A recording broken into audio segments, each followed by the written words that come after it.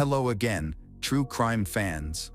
We've got another mysterious case to explore. The case of Valerie Pride. Valerie Pride was born on March 9, 1958, and grew up in Arizona with her 5 brothers and 1 sister, which contributed to her strong and determined character. She attended South Mountain High School, where she gained a reputation for her intelligence and ambition. After graduating, she aimed to continue her education at Arizona State University, driven to create a better future for herself. During her high school years, Valerie fell in love with a young man named Jimmy Pride.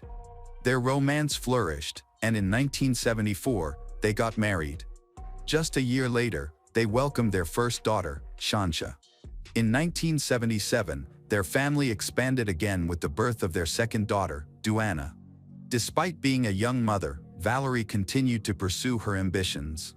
She aspired to become an electrician, a profession that was predominantly male at the time, and she did not let anything stand in her way. By the time Duana was born, Valerie had been accepted into a job training program sponsored by the United Electrical Workers, a rare and competitive opportunity. She made history by becoming the first black female electrician at the Palo Verde nuclear plant, all while caring for her 2 young children. Her life was a delicate balance of motherhood, work, and being a trailblazer in her industry. However, Valerie faced challenges in her personal life as well. Her marriage to Jimmy eventually ended in divorce. Even so, she remained strong, focusing on her career and her children, and trying to give them the best life possible. After the divorce, Valerie found new love with Ben Daniels, a co-worker at the nuclear power plant. Ben also had children from a previous marriage, and as their relationship deepened, they began planning for their future together. Although they appear perfect on the outside, their relationship is actually unstable. Valerie's sister, Vicki McDonald, revealed that Ben's past was negatively affecting their relationship. Vicki mentioned that Ben would often reassure Valerie that he had everything under control. Despite these issues, Valerie maintained her faith in Ben and their future, and before long, the two took a big step forward in their relationship together. In 1982, Valerie and Ben decided to purchase a new home in a quiet area of South Phoenix, Arizona. This marked a significant milestone in their lives. They selected a newly constructed Spanish-style home, imagining it as a place for a new beginning. Meanwhile, Valerie was finishing her final year of training to become an electrician, nearing a career breakthrough. After her divorce, she had found love again, and now they had a new home to create memories with their daughters. Everything seemed to be going very well. Sometimes, life's most promising moments can disappear in an instant. Just weeks after moving into their new home, tragedy struck unexpectedly. Labor Day weekend in 1982 began like any other for Valerie and her daughters. It was meant to be a time for relaxation, family bonding, and simple pleasures. But on Monday, September 6th, what started as a normal day turned horrific. At around 4 p.m., Ben received a call that no parent ever wants to hear. His 9-year-old daughter from a previous relationship had had an epileptic seizure while bathing. Her mother was with her but had stepped out for a minute. In that short time, the little girl suffered a seizure and submerged underwater. She was rushed to the hospital, where doctors battled to save her, but by the time Ben arrived, it was too late. His daughter had been pronounced dead. While Ben was at the hospital dealing with an unimaginable loss, Valerie and her daughters were at home, completely unaware of the situation. In a time before cell phones, Valerie had no quick way to contact Ben or find out what was happening, so she had to wait for him to call her. Around 9:30 that evening, Valerie spoke on the phone with Ben's brother. This call became her last known contact with anyone outside her home. They spoke for about 10 minutes, focusing on the condition of Ben's daughter in the hospital. During the conversation, there was a knock on the front door of Valerie's house. She informed Ben's brother that she needed to hang up to answer the door, as Ben was not home. That was the last time anyone heard from her. Neither she nor Ben's brother realized that this would be their final conversation. At around 10 p.m., after several hours in the hospital, Ben returned home, exhausted and grieving the loss of his daughter. He just wanted to get some rest. However, as he neared his house, he noticed something was wrong. The front door was slightly ajar, which was unusual, especially in the Arizona summer when everyone kept their doors closed to maintain cool air indoors. Ben carefully pushed the door open and stepped inside, where he saw a horrifying sight: blood everywhere. Valerie and her two daughters, Shansha and Duana, had been murdered. They had been brutally attacked in the living room, just a few feet apart. 8-year-old Shantia and 4-year-old Duana lay lifeless in the living room, their small bodies covered in blood. Valerie was also found dead near the kitchen, her body soaked in blood. The home they had just moved into, where they hoped to start anew, had turned into a scene of unimaginable violence. Ben's screams echoed through the night. Overwhelmed with grief, he collapsed, crying out so loudly that neighbors rushed outside to see what was happening. Unable to help, the neighbors called the police, as Ben was too devastated to do anything but mourn. For any parent, losing a child is an indescribable pain, but returning home to find one's entire family slaughtered is simply beyond comprehension. When the police arrived, even the most experienced officers struggled to comprehend the scene before them. Many described it as the most horrific crime scene they had ever encountered. Blood was everywhere, covering the floors and walls. Shansha and Duana were discovered huddled together in the living room near a love seat, still in their pajamas, which suggested that they were preparing for bed when the attack occurred. Valerie was found in the dining area close to the kitchen, her body just a few feet from the back door, as if she had been trying to escape. There were no signs of forced entry at the crime scene, indicating that the killer either had permission to enter or managed to get in without breaking anything. The police began to consider a disturbing possibility when they learned about a knock at the door during Valerie's last phone call. The person who knocked might have been the one responsible for the horrific crime. Furthermore, it was revealed that the suspect had not stayed in the house after the murders.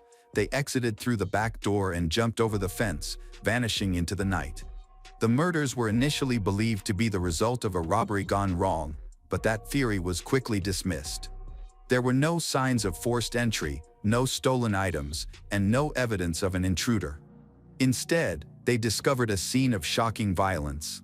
Someone had entered the home with the singular purpose of committing murder. The pressing question for investigators was, who would want to kill a young mother and her children in such a brutal manner? Time was critical, as a dangerous killer was still on the loose, and they needed to apprehend him before he could strike again. That night, the neighborhood was quiet, but one person had noticed something unusual.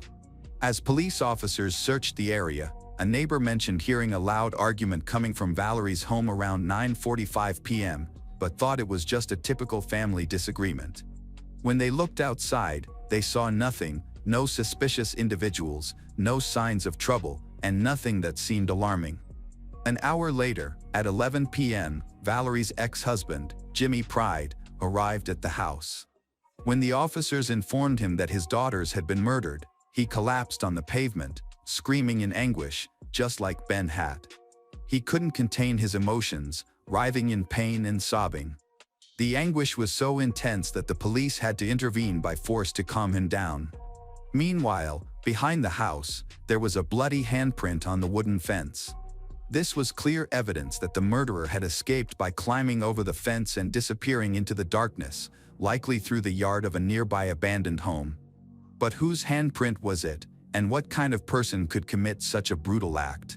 The investigation took a more disturbing turn when detectives learned that Valerie's family had only recently moved into the neighborhood. They had been there for just a few weeks, barely enough time to make friends, let alone enemies. No one truly knew them, yet someone wanted them dead. Detectives searched for answers by examining Valerie's life. They investigated her social relationships, her family, and sought any signs of a possible enemy. However, as they delved deeper, the truth became increasingly troubling. There was nothing to uncover. Valerie had no history of conflict, no long-standing grudges, and no background suggesting that she would meet a violent end. She was a devoted mother and lived an ordinary life. Yet, someone had violently disrupted that life in a horrific manner. Autopsies revealed that both Valerie and her two daughters, Shansha and Duana, had been attacked multiple times. Notably, there was no evidence of abuse, which eliminated one possible motive: but it did not bring them any closer to solving the case. With each passing day, the investigation stalled, unanswered questions continued to accumulate, and the town was left in a state of fear. On September 10, 1982, Valerie and her daughters were buried, but their funerals were filled with tension. The community was haunted by the reality that a killer remained at large. Detectives then discovered an unusual clue. A month before the murders, Valerie and Ben's home had been broken into. Initially, it appeared to be a simple burglary, but the details were alarming. The intruder rummaged through the house and also slashed their waterbed. Disturbingly, they took Valerie's clothes and tossed them into the water, indicating a personal motive. It was clear that this was not a simple thief looking for valuables, but rather an enemy who wanted to send a message. Could this have been a threat? Did Valerie unknowingly encounter someone dangerous? Investigators were eager to find connections, but the case hit another dead end. The culprit had disappeared without a trace. As months went by, what seemed like promising leads faded away. Numerous tips came in, each one offering the possibility of a breakthrough, but none brought the detectives any closer to solving the case. What once felt urgent was now growing cold. As the situation became tense, rumors began to spread throughout the town, accompanied by various theories, such as ghosts in the night. One particularly chilling theory suggested that the recent murders were linked to the tragic death of Ben's daughter. Some residents speculated that Valerie and her daughters were murdered as a twisted form of revenge. Ben's 9-year-old daughter had died in an accident, leading some to believe that someone held Valerie responsible for it. However, investigators later clarified that the girl had suffered an epileptic seizure and had drowned, with the autopsy confirming that there was no foul play involved. Despite this, rumors continued to thrive, contributing to the growing anxiety in the town. As the one-year anniversary of the murders approaches, detectives have not yet found any new leads.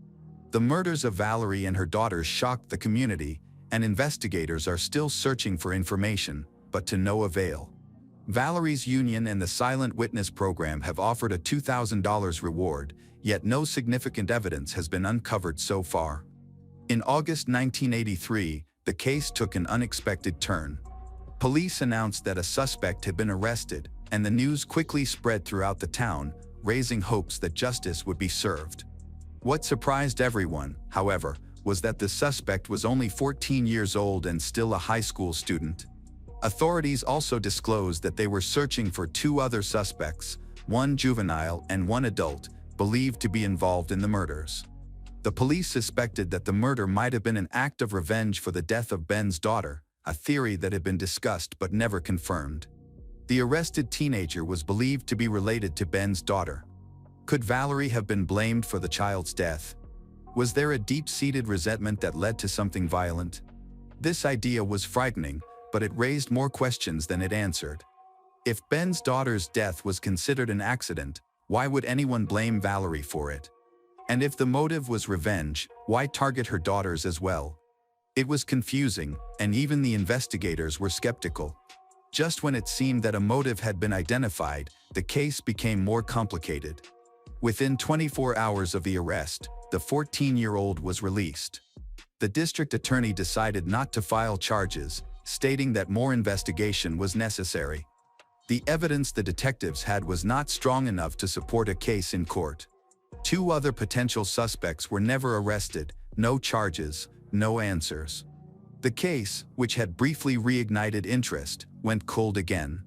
2 years later, a neighbor found a surprising clue, a knife buried in a backyard. It closely resembled the one thought to have been used in the murders. Investigators quickly sent it to the crime lab, hoping it might finally provide a breakthrough. But once again, optimism turned into disappointment. The knife was tested for DNA, but there were no matches, no evidence linking it to Valerie, Shansha, or Duana. It was yet another dead end in a case that continued to be a mystery. As the years passed, the detectives never gave up on the case. They meticulously reviewed every piece of evidence, interviewed over 1,000 people, and followed every lead, but they still couldn't identify the killer or their motive. By 2012, investigators admitted that they had exhausted all possibilities and needed the public's help, believing that someone had vital information. They were convinced that this was a deeply personal crime. The perpetrator had entered Valerie's family home with the sole intention of committing murder. Now, more than 40 years later, the case remains unsolved. The brutal murders of Valerie, Shansha, and Duana continue to haunt the community, leaving an emotional scar that won't heal. Investigators think that someone close to Valerie might hold the key to the truth. But how could someone capable of such brutality carry on as if nothing had happened? Do they feel remorse? Do they ever worry about being caught? Or have they convinced themselves that they got away with murder? In recent years, advancements in forensic technology have allowed detectives to revisit the evidence. DNA collected from the crime scene has been submitted to a national database, raising hopes for a breakthrough. However, even if the killer is eventually identified, no explanation will ever make sense. Nothing can justify the horrific act of killing an innocent mother and her two young daughters. This crime epitomizes senseless violence. Valerie, Shansha, and Duana did not deserve what happened to them. Regardless of how much time has passed, one thing is clear: those capable of such a terrible act must be held accountable. Valerie Pride's life was a testament to resilience, ambition, and a profound love for her two daughters, Shansha and Duana. She was determined to pursue a stellar career as the first black electrician at the Palo Verde nuclear power plant and to build a new life with Ben Daniels in South Phoenix. However, on Labor Day weekend in 1982, her family's dreams and future were brutally snatched away in a horrific act of violence. More than 40 years later, the mystery of who killed them and why remains unsolved, leaving a lasting pain in the community. Despite advances in forensic science, nothing can erase the tragedy that claimed the lives of an innocent mother and her two young daughters. Welcome to our channel. Today, we're going to take a look at another horrible case with you. The case of Eve Stratford. Eve Stratford was born on December 28, 1953, in Dortmund, West Germany, to parents Albert and Liza Stratford. Her mother was German, while her father was a British doctor who met in the 194 Eros. The family traveled the world, eventually settling in Aldershot, a small town in southeast England. Her younger brother was also born there. During her childhood, Eve won 3 beauty contests and dreamed of becoming a model who would feature on a popular magazine cover. In 1972, at the age of 18, Eve met Tony Priest, a young musician and lead singer of a band called Onyx. They believed that moving to London would boost their chances of success. In 1973, Eve, Tony, and 3 other band members relocated to Leighton in East London. They rented a 4-bedroom flat and lived together.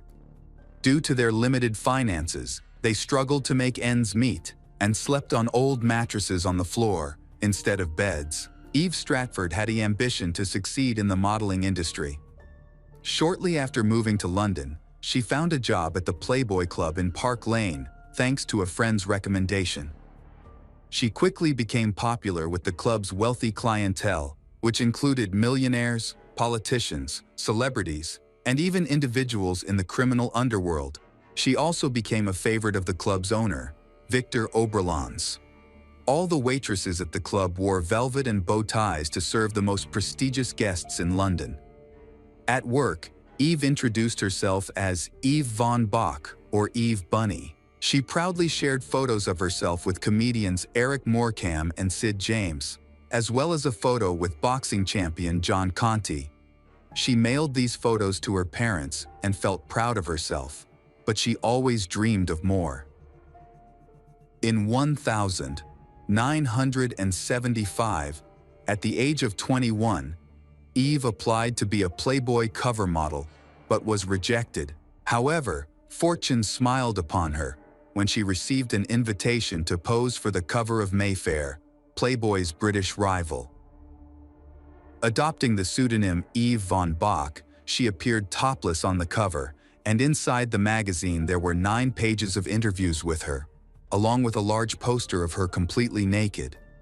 The March 1975 975 issue of Mayfair sold 460,000 copies, mostly to men. They called Eve the classic blonde. In a 9-page interview, she shared her preferences in love, admitting that she liked being submissive to a strict man. However, she stressed that she did not like being tied down or punished. She enjoyed seducing men and watching their excitement. She admitted that she often flirted and teased men, which made her feel happy. She also said that she liked both men and women. In the interview, she misled readers by saying that she lived alone with a cat, which sometimes made her feel sad and lonely. The nude photo shoot made Eve's boss, Victor Oberlans, very angry. He suspended her from her job as a waitress for 3 months, but she was not too worried about this. She was aware that she had violated her contract by working for Playboy's competitors. In a discussion with her manager, Aaron Morris, she confessed that her dream was to become a model and that she was doing everything she could to achieve that goal. She said that she did not want to serve rich men forever and was not afraid of losing her job as a waitress at the Playboy Club. She hoped that her appearance on the cover of Mayfair would lead to new job opportunities and help her advance her career. She believed that in the next 3 months, she would not need to return to the Playboy Club. Eve had no idea what was coming next. By then, her boyfriend, Tony's band, had completely disbanded. Although after moving to London, the group has performed as an opening act for famous bands such as Queen and T-Rex. But then, Tony and a friend, a former band member, had to work as forklift drivers. The other 2 members joined another band and left them. After Eve was suspended from her job, she spent the day in their rented apartment. Soon, she received 2 job offers, one for a photo shoot with a South African magazine and another as a model for a crime fiction magazine cover, in which she played a victim with a knife stuck in her throat. On Tuesday, March 18, 1975, Eve met with her manager. Then she visited a company that promoted stars on the BS Water show. At 15:50, she returned home by subway. On the way, she stopped at a flower shop and bought a bunch of dried flowers wrapped in a plastic bag. She arrived home around 4:10 p.m. About 20 minutes later, the neighbor downstairs heard a man and a woman talking in her apartment, and their conversation seemed calm. About an hour later, at 5:15 p.m., the downstairs neighbor suddenly heard a loud noise. She thought someone might have dropped a chair. Then she heard the sound of someone leaving Eve's apartment and coming down the stairs. Just 10 minutes later, Eve's boyfriend, Tony, returned home with a friend and discovered a horrifying scene. His girlfriend, Eve Stratford, was lying on a mattress in the bedroom. Her throat had been cut so deeply that her head was nearly severed from her body. Her hands were bound behind her with a scarf, and her ankles were tied with stockings. She was wearing a pink bra, panties, and a blue nylon housecoat that was open in the front. Tony immediately called the police. The officers and detectives who arrived described it as one of the most gruesome scenes they had ever encountered. Upon examining the apartment, they found no signs of forced entry, indicating that Eve had likely let her attacker in. There were no signs of a struggle, and everything was in its usual place. The crime scene was filled with a disturbing, overpowering smell. Forensic experts later determined that she had been stabbed between 8 to 12 times in the neck. Additionally, they found semen from a strange man on her body. Police thoroughly searched the area around the house, including gardens, garbage bins, and drains, looking for evidence, but they did not find the murder weapon. The only thing they found was a torn magazine lying on the grass, with a picture of Eve on the cover. Detectives believe that the killer saw her picture in the magazine, found her address, and followed her to commit the terrible acts. Witnesses confirmed that Eve was walking alone from the metro station to her apartment, with the last person to see her being a neighbor. She was wearing a small hat and carrying a bag of dried flowers. The bouquet was found inside the apartment, near the front door. There were drops of blood on the bag, proving that she had encountered the killer shortly after entering the house. Investigators noted that the dried flowers matched those in Eve's magazine photos. They also considered the possibility that the killer was a secret lover of Eva's, whom she had invited to her apartment. However, they considered this unlikely, as she knew that her boyfriend Tony could come home at any time. Based on witness accounts, a composite sketch of the suspect was created. Several people reported seeing an unknown man near her house. Witnesses described him as being between 30 and 40 years old, of average height, with a limp and a flushed face. One witness also said that the man had thick, curly black hair. Detectives interviewed two well-known celebrities who frequently interacted with Eve at the club. Their identities were not released, and there was no evidence to suggest they were involved in the crime. Waitresses from the club where Eve worked were also questioned, with some reporting receiving indecent phone calls the day before the tragedy. On the day of Eve's death, she received 3 mysterious phone calls. Each time she answered, there was silence on the other end, and then the call was disconnected. She had previously told friends that she felt she was being followed by a strange man near her home. She knew nothing about him, but remembered that his gait was tense and awkward. After the tragedy, Mayfair editor David Brenner refused to speak to the police. He only answered their questions by phone and claimed that he had never met Eve in person. Another individual involved in the case was Lebanese businessman Abdullah Kawaj, who dined at the Playboy Club daily. He had feelings for Eve and referred to her as his girlfriend. It is reported that they had a very close relationship and that Abdullah was involved in the criminal world. A waitress said that when she informed Abdullah of Eve's death, he cried at the table. He became one of the suspects, and this made him feel uncomfortable because people around him had discovered his secret relationship with Eve. A few months after Eve's murder, a man reported to the police that he had rented a flat to 2 people. When they moved out and he began cleaning, he found a newspaper clipping about Eve's murder in the closet. The clipping was stained with a woman's lipstick. He also found a photograph of Eve stabbed in several places with needles. Unfortunately, the evidence collected did not help the police solve the case. The murder weapon was never found, and as time passed, the likelihood of finding and punishing the perpetrator diminished. Eve's murder attracted a great deal of media attention. Londoners mourned her death, but there were also those who believed that she deserved it because of her promiscuous lifestyle. Some even showed their disdain by vandalizing her grave multiple times.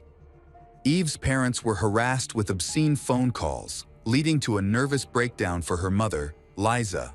Meanwhile, on September 3, 1975, another girl, Lynn, was murdered in a different part of London.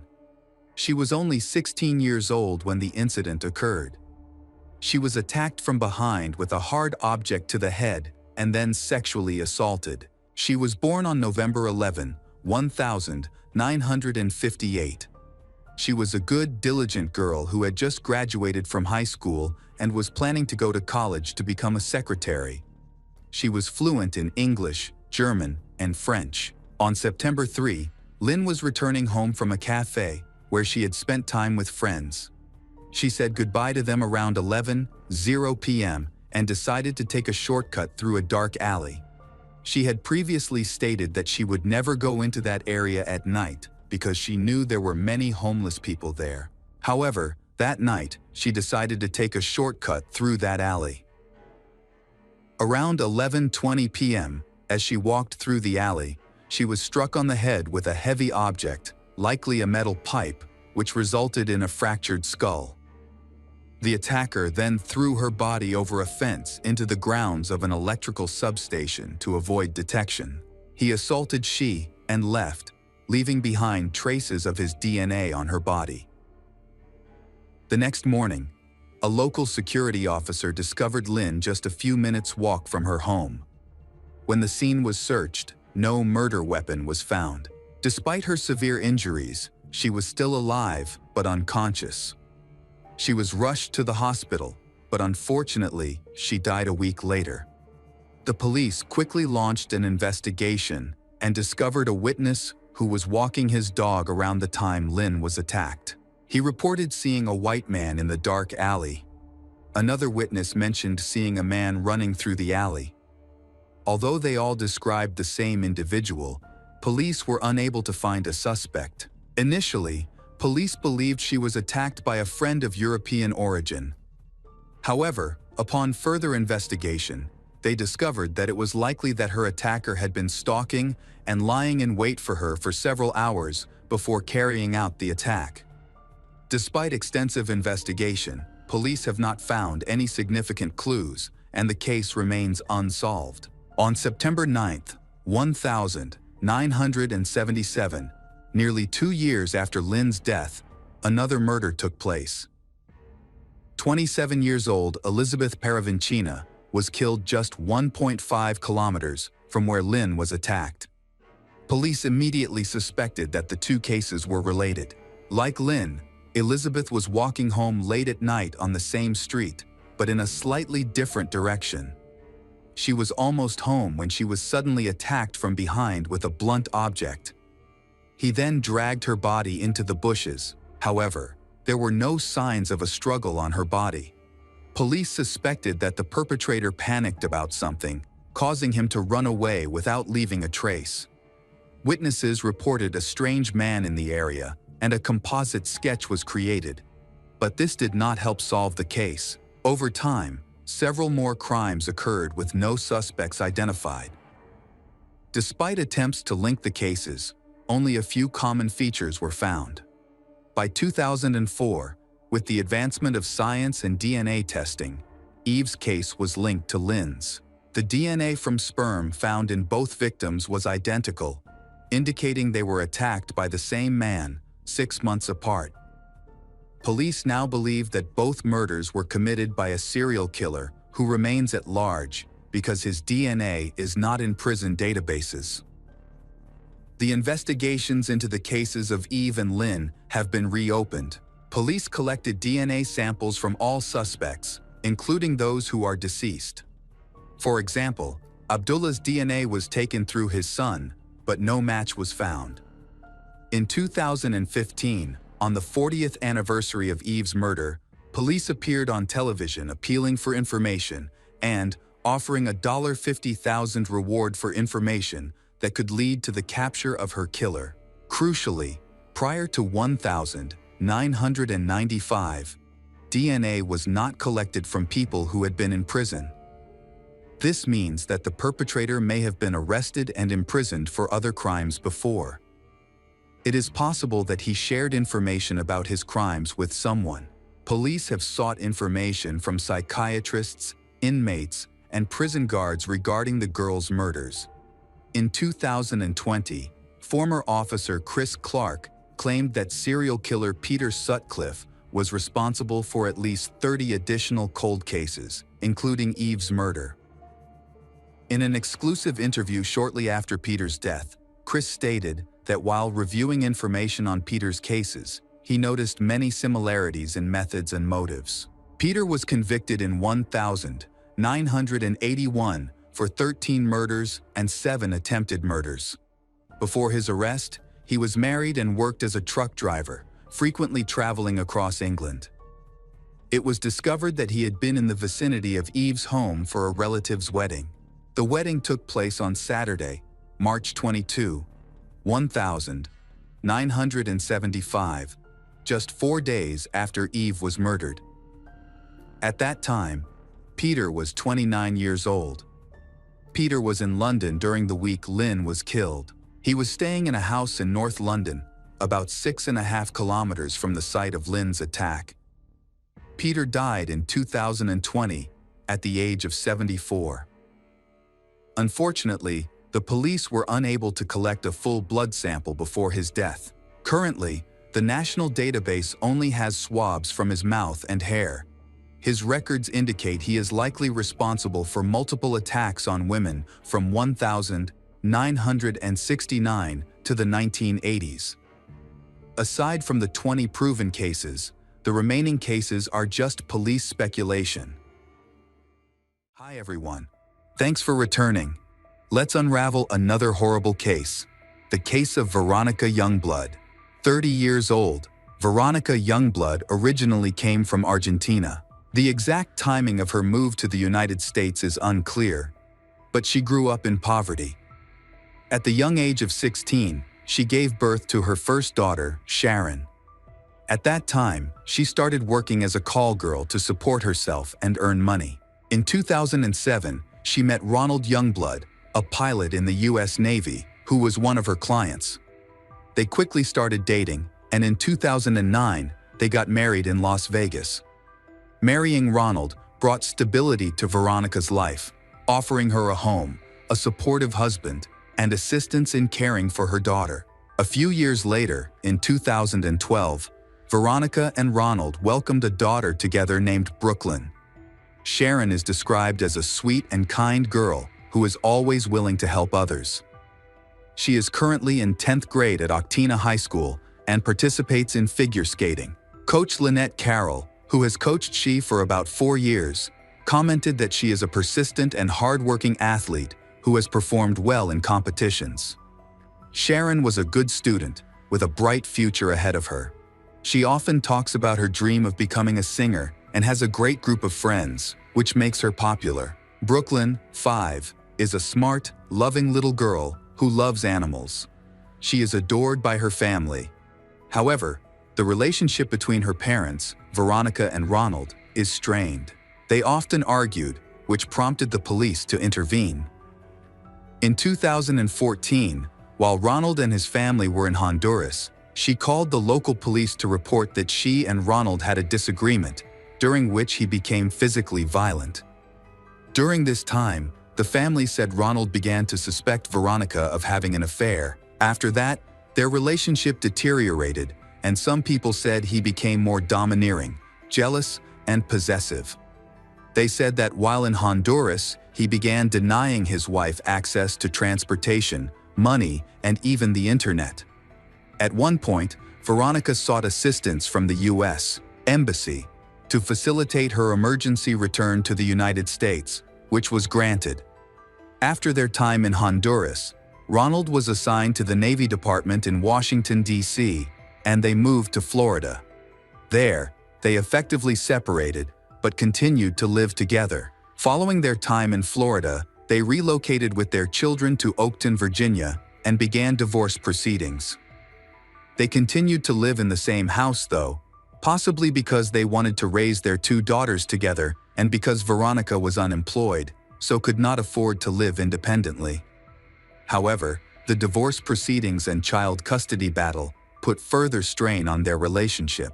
During this process, Veronica applied for student loans and named Ronald as a guarantor without his consent. This led to a number of disputes. By September 2016, the court decided that they could continue living together in Oakton and have joint custody of their daughter Brooklyn, without either party having to pay alimony. In October 2016, Ronald filed for a protective order to protect himself from Veronica. He alleged that she took his phone and threw it in the toilet, poured water on his laptop, and scratched his car. As a result, the court ordered she to move out of their shared home and maintain a distance of 500 feet from Ronald and Brooklyn until a hearing, scheduled for 2 weeks later. The hearing was finalized on October 31, 2016, and the divorce was finalized. After the hearing, Veronica most likely moved back into the marital home because she and Ronald began living together again. Everything went smoothly until March 2018, when Ronald and Veronica failed to appear in court. They filed a joint consent form for a 14 years project that stated they both wanted to move to Sedalia, Missouri, with their 2 daughters, Sharon and Brooklyn, in August 2018. They chose Missouri because that's where most of Ronald's family lives. The agreement that the two signed and filed with the court stated that Veronica would be given her own apartment, 30 miles away from Ronald's home, and that he would be responsible for paying rent for the next 3 years. During this period, they would share joint custody of their daughter, Brooklyn. The court approved this arrangement, and the move was planned. However, on April 13, 2018, she changed her mind about moving, hired a new lawyer, and sought to change the custody agreement. She explained that her situation had changed since the initial agreement was filed. Veronica said she had gotten a good-paying job and would work full-time, but to do this, she needed to stay in Virginia. She also said that she was in the process of buying her own home so that she could live independently of Ronald without his support. In her revised request, she sought full custody of Brooklyn, with the intention of letting their daughter live with her. The dispute between Ronald and Veronica was adjudicated in July 2018. The decision was made that there was no change. Both parties still had to move to Missouri as previously agreed. By August 2018, the judge refused to change the decision, and both parties signed this document to agree. 10 days later, Ronald notified the court of his new address in Missouri, where he planned to move in mid-August 2018. Sadly, this move would never take place. On August 5, 2018, 911 operator Jennifer Hoffman received a call from a 15-year-old girl who was crying out in pain. Sharon pleaded for help, saying she has just been attacked. When Jennifer asked who attacked her, she responded, "Her mother, Veronica." Sharon said her mother came into room while she and her younger sister, Brooklyn, were sleeping. Her mother said she was going to take her to God, then attacked her. Jennifer tried to reassure Sharon, informing her that help was on the way and to stay calm. However, Jennifer then heard the girl screaming and moaning in pain, repeatedly pleading. She said she didn't want to die. Please help her. Finally, in the evening, the rescue team arrived at the apartment on Lincoln Street. They found Sharon alive, with 2 wounds, one in the back and one in the chest. Tragically, her little sister Brooklyn was discovered dead in her bed due to injury to the head. Sharon was still alive at the time, but in critical condition. She was rushed to the hospital, but unfortunately, she did not survive. She fought bravely, but died just a few days later.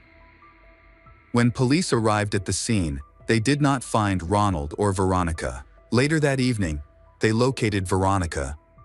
She went to a friend's house and knocked on the door, with a gun in her hand. Her friend called 911, leading to her swift detention. Upon her arrest, officers discovered she still had the gun with her and was driving a rental car. The police also found 2 ammunition magazines for the weapon. During her interrogation just a few hours later, Veronica confessed that she had bought the gun with plans to kill her daughters, Ronald and Veronica. Then she will die too. She mentioned that she was unhappy with her life, but did not elaborate further. The police later learned that immediately after the shootings, she called Ronald to inform him that she had killed their daughters, and she intended to die as well, adding that she hated him. During the police interrogation, Veronica confessed to her guilt. When the investigator asked what punishment she thought she deserved, she stated it should be the death penalty. Although Virginia has abolished the death penalty, the officers present during the interrogation noted that she spoke in a flat, emotionless manner throughout. As a result, she was charged with first-degree murder for the deaths of her 2 children. At her initial court hearing, she indicated that she did not require a public defender and did not want to hire a private attorney. However, eventually, she hired a lawyer. And at her plea hearing, she pleaded guilty, citing insanity. Veronica delayed each court hearing in her case. The next hearing was pushed back for several months because she repeatedly refused to leave prison to attend. Ultimately, the murder trial began in March 2023. Recently, the prosecution argued that she was not insane. Instead, they claimed she had carefully planned the murders of her daughters, Sharon and Brooklyn, as revenge against her ex-husband, Ronald. The murder occurred just days before Brooklyn and Ronald moved to Missouri. Veronica had just gone through a difficult divorce and was trying to get revenge.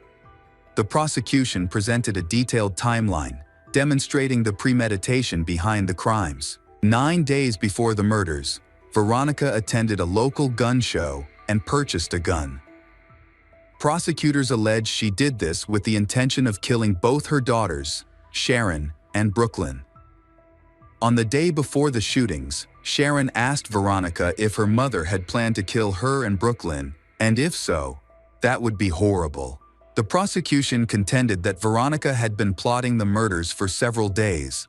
On the day of the crime, they claimed she gave both children chewing gum laced with sleeping pills to incapacitate them. She then went into each room and attacked each of his daughters. During the investigation, it was discovered that Veronica had attacked Brooklyn in the head, causing her instant death. For Sharon, after the first attack, little girl woke up and started screaming. She asked her mother why she had shot her, and her mother replied that little girl was going to see God. Veronica then struck her again in the chest and left the apartment. Finally, Veronica called Ronald and left a voice message saying, "She killed Brooklyn, she killed Sharon, and she will die. She hates him. Goodbye." The prosecution alleged that Veronica was a liar and a manipulator. They said she caused chaos and shirked responsibility for her own gain. They described her as cruel, selfish, vengeful, and calculating. They claimed that she planned and executed the murder plot to get revenge on her ex-husband, Ronald. The defense, on the other hand, argued that she was suffering from psychological problems. They said she had been abused by a cruel man who had physically and mentally abused her. The defense claimed that Ronald never loved her and that she had suffered abuse since childhood. The lawyers again pointed to the poverty that Veronica and her younger sister lived in. They said she had suffered abuse from her grandfather and daily beatings from her parents, to the point where she was at one point unable to walk. Her father would often beat her with tree branches, belts, and brooms. After years of living in such cruel conditions, her parents abandoned she and her younger sister without a word, leaving them to fend for themselves. Then, Veronica was forced to turn to sex work to provide for her daughter and support her sister. During the proceedings, her younger sister gave a statement in which mentions that since childhood, she has followed a South American religion called Umbanda. This religion believes in the existence of a supreme creator, the ability to communicate with the spirits of the dead, and the concept of reincarnation, spiritual growth, through various practices. The defense used this information to argue that Veronica believed she had the ability to communicate with the dead. The defense argued that Veronica had suffered abuse and neglect in her past, and that in addition to these factors, she suffered from severe mental illness. She reported having heard voices throughout her life. At trial, she claimed that she had heard voices that night, leading her to believe that she had to kill her daughters. The defense argued that she suffered from post-traumatic stress disorder and depression. They asserted that she was terrified that her children would experience the same abuse she endured as a child if they were separated from her. Veronica's defense team said she went to the police and asked for the death penalty. This shows that she intends to die. During the trial, various witnesses, including doctors who attempted to save Sharon's life and people who knew Veronica, Ronald during their marriage, provided testimony. One of the witnesses was Manuel, a defense attorney, who met Veronica by chance at the time of the incident. He shared that they met in the summer of 2018, and when they first met, she seemed calm and composed. However, by the end of July, things had changed. Manuel said that in late July, Veronica shared with him that she had lost her nursing job, which would have prevented her from moving to Missouri, as she had said in court. During their conversations, she expressed a desire for a more serious relationship, but he responded that he was not ready for a serious relationship. Therefore, the two decided to end their relationship at that time. A few days later, she sent him a text claiming she was pregnant with his child. On July 31st, he visited her home to discuss the pregnancy. Upon arrival, he noticed the apartment was dark, lit only by candles, which created a romantic atmosphere. Although they talked, but he soon left, because he felt unsafe. He said that after that conversation, he no longer trusted Veronica's word about her pregnancy. He didn't believe anything she said. It is highly unlikely that she was pregnant, as there were no reports from the prison indicating that she had given birth or experienced a miscarriage. After their conversation, Manuel instructed his lawyer to send Veronica a letter, telling her not to contact him again. He mentioned that he saw she again on August 5, when she appeared at his doorstep. She was calm and seemed cold, asking to come in. However, he refused to open the door and asked her to leave. Veronica advised Manuel to call the police, as they were looking for her. When he inquired why the police were looking for her, she revealed, because she just killed her daughters. At that point, she pulled a gun from her belt and explained her actions to him. Following this, he called 911 to report her location. During the trial, the focus turned to Sharon's 911 call, in which little girl told the dispatcher that she was dying because her mother had just attacked her. At that moment, Veronica stood up and cried out. Veronica couldn't take it anymore. The judge decided to adjourn the trial and informed the jury that Veronica had asked for a waiver because she had interrupted the hearing. Veronica then testified, with tears streaming down her face, about the trauma she had endured. The jury and several others in attendance were moved to tears as she shared the horrors of her life. Ronald attended the trial. He also took the stand to speak about how wonderful his daughters, Sharon and Brooklyn, were, expressing his deep love for them and his devastation over the incident. The prosecution's strong arguments convinced the jury to find Veronica guilty. She purchased the gun 9 days before the murder and had given her daughters sleeping medication beforehand, leaving them defenseless. This clearly indicated that she had planned the act well in advance. It was not a spontaneous decision made in a moment of madness. On the final day, she followed through with her plan, reinforcing that this was not an impulsive act. Veronica claimed that she was mentally ill and did not intend to commit the crime. She had endured abuse throughout her life, which contributed to her mental health struggles. She believed that her actions were meant to protect her daughters from the same abuse she experienced as a child. After a 2-week trial, the jury began their deliberations and returned the next day with a verdict. They determined that Veronica was not insane at the time of the crime and found her guilty of first-degree murder for the deaths of Brooklyn and Sharon, as well as for using a firearm during the commission of the crime. During the sentencing phase, the jury decided that prison was the appropriate consequence for Veronica. Upon hearing her sentence, Veronica reacted with anger, shouting, "No, no," and leaping from her chair. Court officials had to escort her out of the courtroom. Then, she was taken back to prison, under special surveillance. A few days later, the jury returned to impose a sentence of 36 years in prison for each murder and an additional 3 years for each firearm offense. In total, Veronica will serve 78 years in prison. Throughout their relationship, Ronald and Veronica both caused each other harm. She may have had some psychological issues, believing that harming her daughters would get back at her ex-husband, Ronald. However, he is not without fault either, and many of Veronica's past experiences likely shaped her personality and her relationship with he. If Veronica feared her daughters would suffer the same abuse she endured as a child, it's important to note that she had full custody of Sharon, and only Brooklyn had to leave. She needed to move to Missouri, a plan she had agreed upon with Ronald. If she had followed through with this move, Brooklyn would not have been so far away from her. Hello, crime enthusiasts. Are you ready for another chilling investigation? The case of Maria Luisa. Maria Luisa was born on May 29, 1977, in La Fortuna, San Carlos, in Alajuela, Costa Rica. She was the youngest of 5 children in a humble family. From an early age, she was ambitious and determined.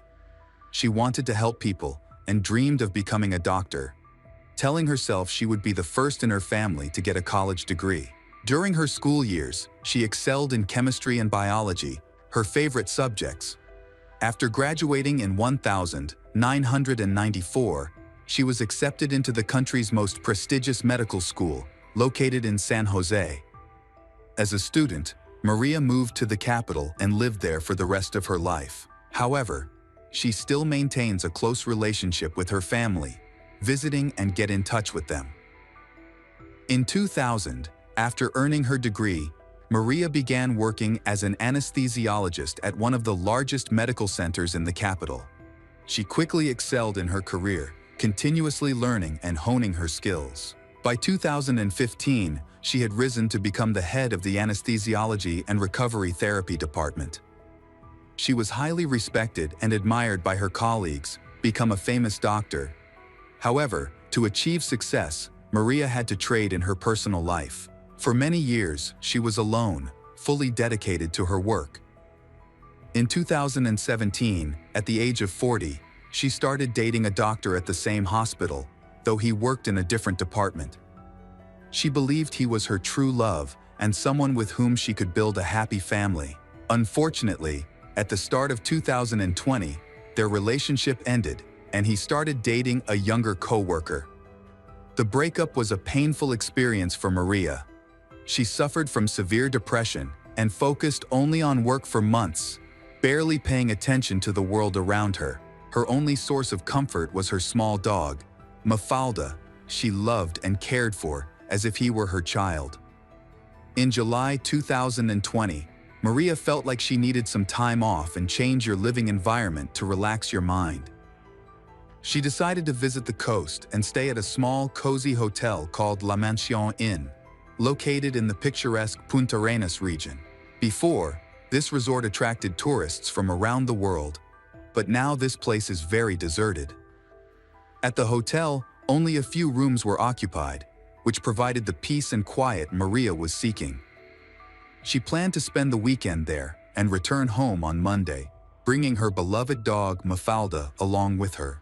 Maria stayed in a room on the ground floor, has a second door leading to a private yard. These rooms are designed for guests with pets, so it can go outside and relieve themselves in a designated area. At the time, all the other rooms with courtyard access were unoccupied.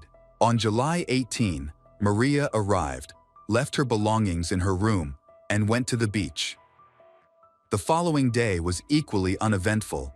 She walked along the shore, relaxed in the sun, had dinner at a restaurant, and returned to her room.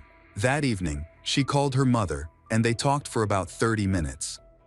During the call, Maria remarked on how empty the hotel felt, with only a handful of staff members. She intended to check out the next morning, after breakfast, but she never did. On the morning of July 20, Maria did not come down for breakfast. The hotel staff noticed her absence, as there were very few guests, but assumed she was simply sleeping. However, when checkout time arrived, and she still hadn't appeared, they decided to check her room. 2 staff members knocked on her door but received no response. They could hear her dog barking inside, which confirmed she was there. Despite repeatedly knocking and calling her name, the only sound was the dog's barking. Concerned, they went to the courtyard to see if they could access her room from another entrance. They found the second door unlocked and decided to go inside to see what was going on. As soon as they stepped inside, they noticed brownish stains on the floor, resembling dried blood. On the bed, they discovered a body wrapped in a sheet. The staff immediately contacted emergency services and informed hotel management. Unfortunately, when paramedics arrived, they confirmed that Maria was dead. She had been killed several hours before her body was discovered. The scene was deeply unsettling, from the condition of the room to the circumstances surrounding her death. Maria's body showed multiple cuts, bruises, and bite marks inflicted by different individuals. Defensive wounds on her hands indicated she had fought back desperately. The cause of death was determined to be mechanical asphyxia and a broken neck. She had been strangled with such force that her cervical vertebrae were fractured. The autopsy confirmed that Maria had been sexually assaulted before her death. Beside her bed, there was a bottle of mineral water, an opened bottle of expensive wine, and 2 glasses. According to hotel staff, she had ordered these items the previous night, but she was alone at the time. Maria's keycard records show that after she received the items, she did not leave the room and no one entered. However, the glass door leading to the courtyard did not require a key, which could have allowed the attacker to gain access. The hotel had several security cameras that could have helped shed some light on the matter, but it turned out they had all been out of service for months. The hotel management explained that they had cut costs by shutting off the cameras. Forensic experts analyzed the bite marks on Maria's body for DNA, expecting to find the attacker's saliva. However, the results were shocking. The saliva belonged to Maria herself. Since the bite marks were located on her face, neck, and chest, areas she could not have reached herself, investigators deduced that the attacker had deliberately placed her saliva on the wounds to conceal their own DNA. Another disturbing detail revealed by the pathologist was that Maria's body had been thoroughly cleaned after her death. This indicated that after torturing, strangling, and killing her, the attackers washed her body in the bathroom, placed her back on the bed, contaminated the bite marks with her saliva, and wrapped her body in a sheet. Because the hotel's cameras were not working and the grounds were very deserted, no witnesses could be identified. Both guests and hotel staff reported that they did not see anything unusual, and they did not see any strangers appearing on the premises. The brutal murder of Maria, a famous anesthesiologist, quickly became the focus of national attention, causing great public outrage. Police are under pressure to investigate and find the culprit who committed the brutal act against an innocent woman. When asked if Maria might have had a brief romance during the trip, her family firmly denied it. She was still heartbroken over a recent breakup and had been hoping for reconciliation. Regarding the 2 glasses found in the room, Maria's sister explained that she always used 2 glasses, one for wine and one for water. Forensic analysis confirmed this explanation, as only Maria's fingerprints and lip marks were found on the glasses. During their interview with the police, her mother suddenly remembered something from her daughter's last phone call. Maria had mentioned chatting with a man who worked at the hotel during lunch. She said he had asked her why she was traveling alone and how long she planned to stay. This detail provided detectives with their first suspect to investigate. The employee in question was 38 years old, Teodoro Herrera, the son of a close friend of the hotel owner, Harry Baudin. In fact, thanks to his father's connection with Harry, he got the job at the hotel. He worked as a bartender and also ran personal errands for Harry. During his interview with the police, he behaved oddly. He was extremely nervous. He claimed that he did not know Maria and did not remember ever speaking to her. Detectives noticed fresh scratches on Teodoro's cheeks and neck, for which he couldn't provide a clear explanation. When asked to remove his shirt, similar scratches were found on his chest and shoulders. Investigators suspected these marks were left by Maria as she fought for her life, but they needed forensic confirmation. He was arrested and held for 6 months while the investigation continued. Forensic analysis later confirmed that blood and skin particles from Teodoro were found under Maria's nails. However, the bite marks on her body did not match his dental impressions. The investigation then shifted focus to a 36-year-old man named Luis Carlos Miranda.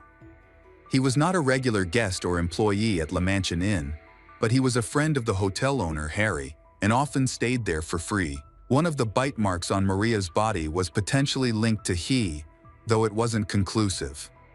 Still, the police arrested him as a second suspect and detained him for 6 months, just like Teodoro. He also denied ever meeting Maria or having any interaction with her. About 10 days after the murder, a third suspect was arrested, Harry Baudin, the 69-year-old hotel owner. Harry, a businessman of Dutch origin, was well connected with politicians. He owned multiple properties across different countries. His arrest was prompted by a bite mark on Maria's body that matched his dental impressions. Investigators also discovered that about 6 months before the murder, he had undergone surgery at the hospital where Maria worked. Although he claimed he had never met her, police suspected he might have noticed her during his hospital stay, obtained her contact information, and lured her to his hotel. Initially, Harry was placed under house arrest due to his age and health problems. However, when he moved to a new residence without informing the authorities, he was taken into custody over concerns he might attempt to flee the country. Another individual connected to the case was Harry's husband, Yater Daniel Abanda. However, no evidence was found to convict him. He denied any involvement, stating that Harry had been unwell that night and had not left their room.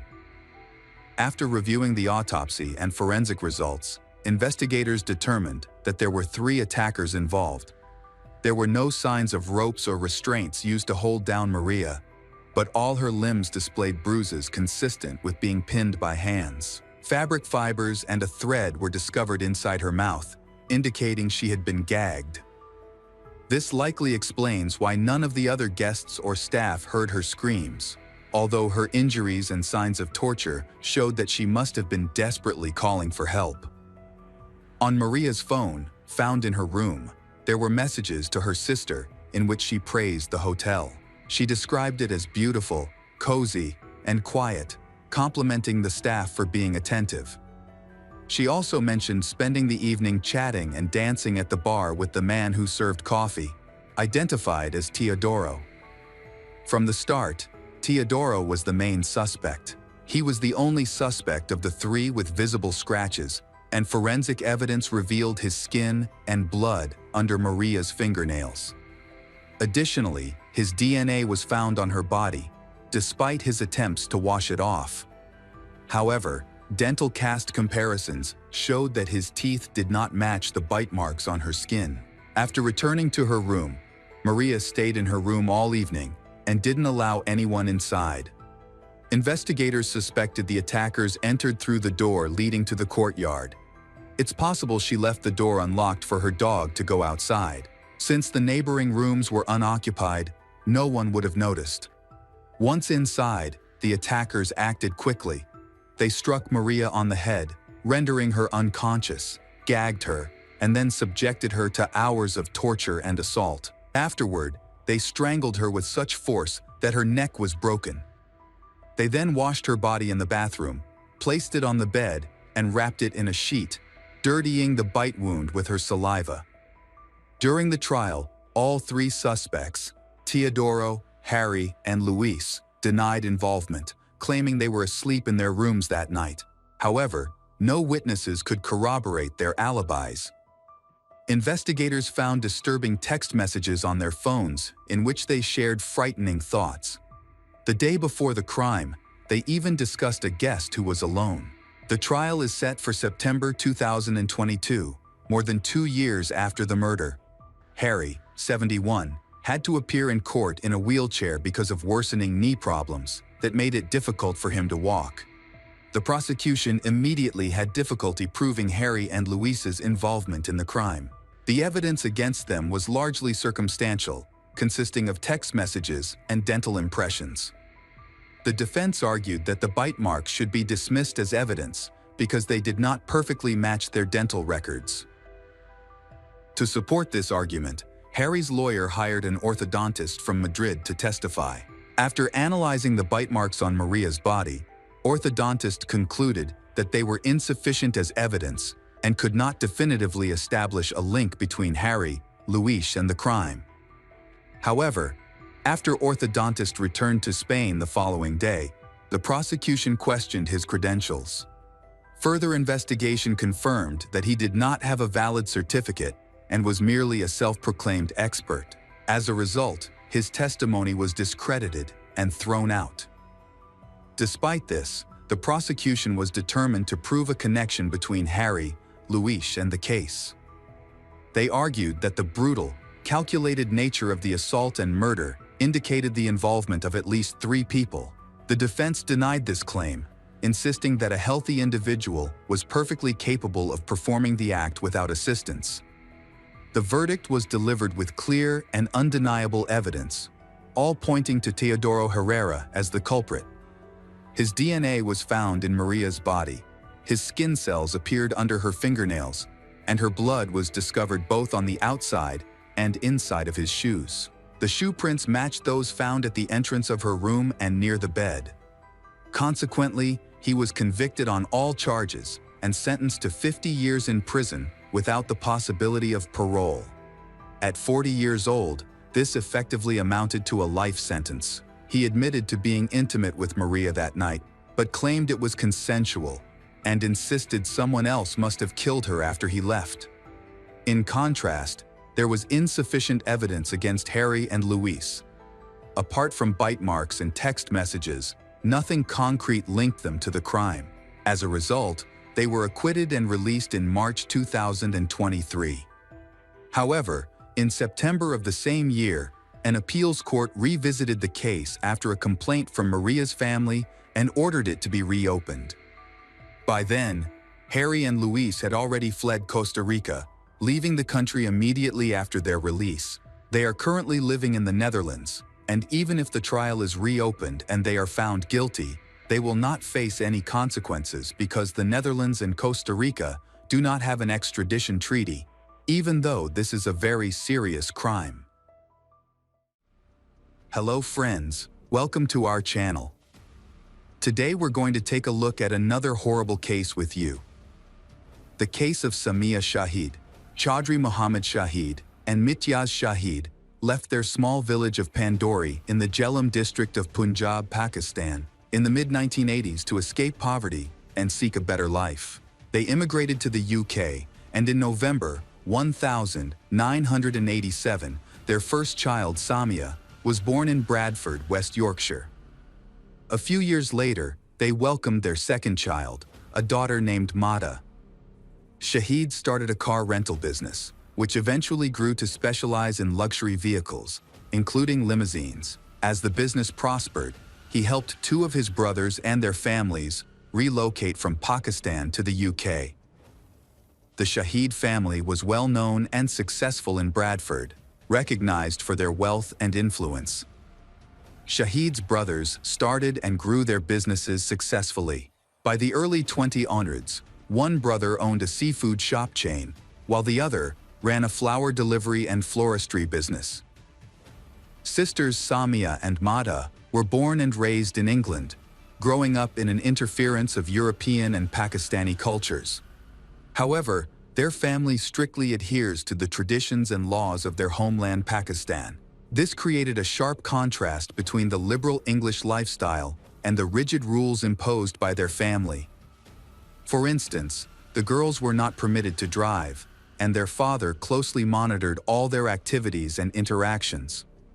The eldest daughter, Samia, was Shahid's pride and is considered Daddy's favorite daughter. He pampered her, buying her expensive clothes, jewelry, and let her study at the most prestigious university.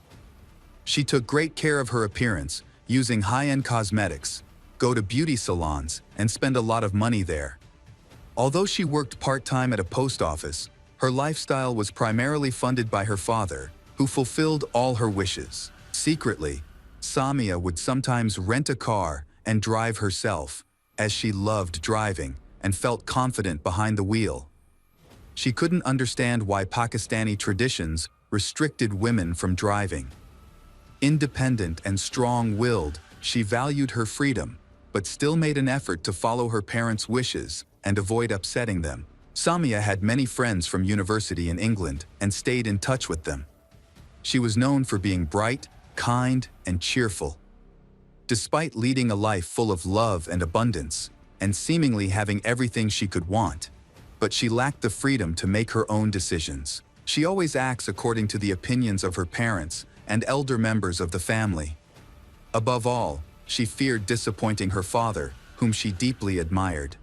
Yet, the strict rules, fears, and prohibitions in her life meant she could never truly be honest with her family. In 2012, Samia's parents decided it was time for she to marry, start a family, and have children. They insisted she travel to Pakistan to enter into a marriage that followed their cultural traditions. They chose her cousin, Shakil, as their son-in-law, a man she barely knew. Marriages between relatives and arranged unions are common in their culture. Samia had always known her parents would eventually select a husband for her, presenting it as a decision she could not refuse. She had resigned herself to this inevitability, but her father's choice left her deeply shocked. Samia found Shakil repulsive and could not imagine marrying him. To make matters worse, he had recently been released from prison after serving time for killing someone in a land dispute. Although Samia had interacted with him occasionally during childhood and had seen him as a brother figure, the idea of him as her husband was unthinkable. Her parents, who were also cousins in an arranged marriage, had fallen in love and built a happy life together. They believed the same would happen for Samia and Shakil, assuming love would grow over time. Despite her strong aversion to the match, Samia felt she couldn't defy her father and understood how much this marriage meant to her family. Her mother and younger sister Mata later asserted that no one forced her into the marriage. They thought that with her stubborn personality, they could not force her either physically or emotionally. According to them, she married willingly and of her own choice. In early February 2012, the decision about her upcoming wedding was finalized during a family meeting. In the weeks that followed, her parents, along with her aunt and uncle, who were also her future in-laws, took her shopping. She was able to choose anything she wanted: costly outfits, jewelry, accessories, cosmetics, and more. And they covered all the expenses. Outwardly, she feigned excitement of wedding preparations, but inwardly, she felt trapped. She already knew this marriage would not bring her happiness, but would instead feel like a punishment. Her true feelings could only be shared with her friends, not her family. At home, she had to maintain the appearance of joy, actively in discussing the wedding details, and prepare herself for her relocation to Pakistan.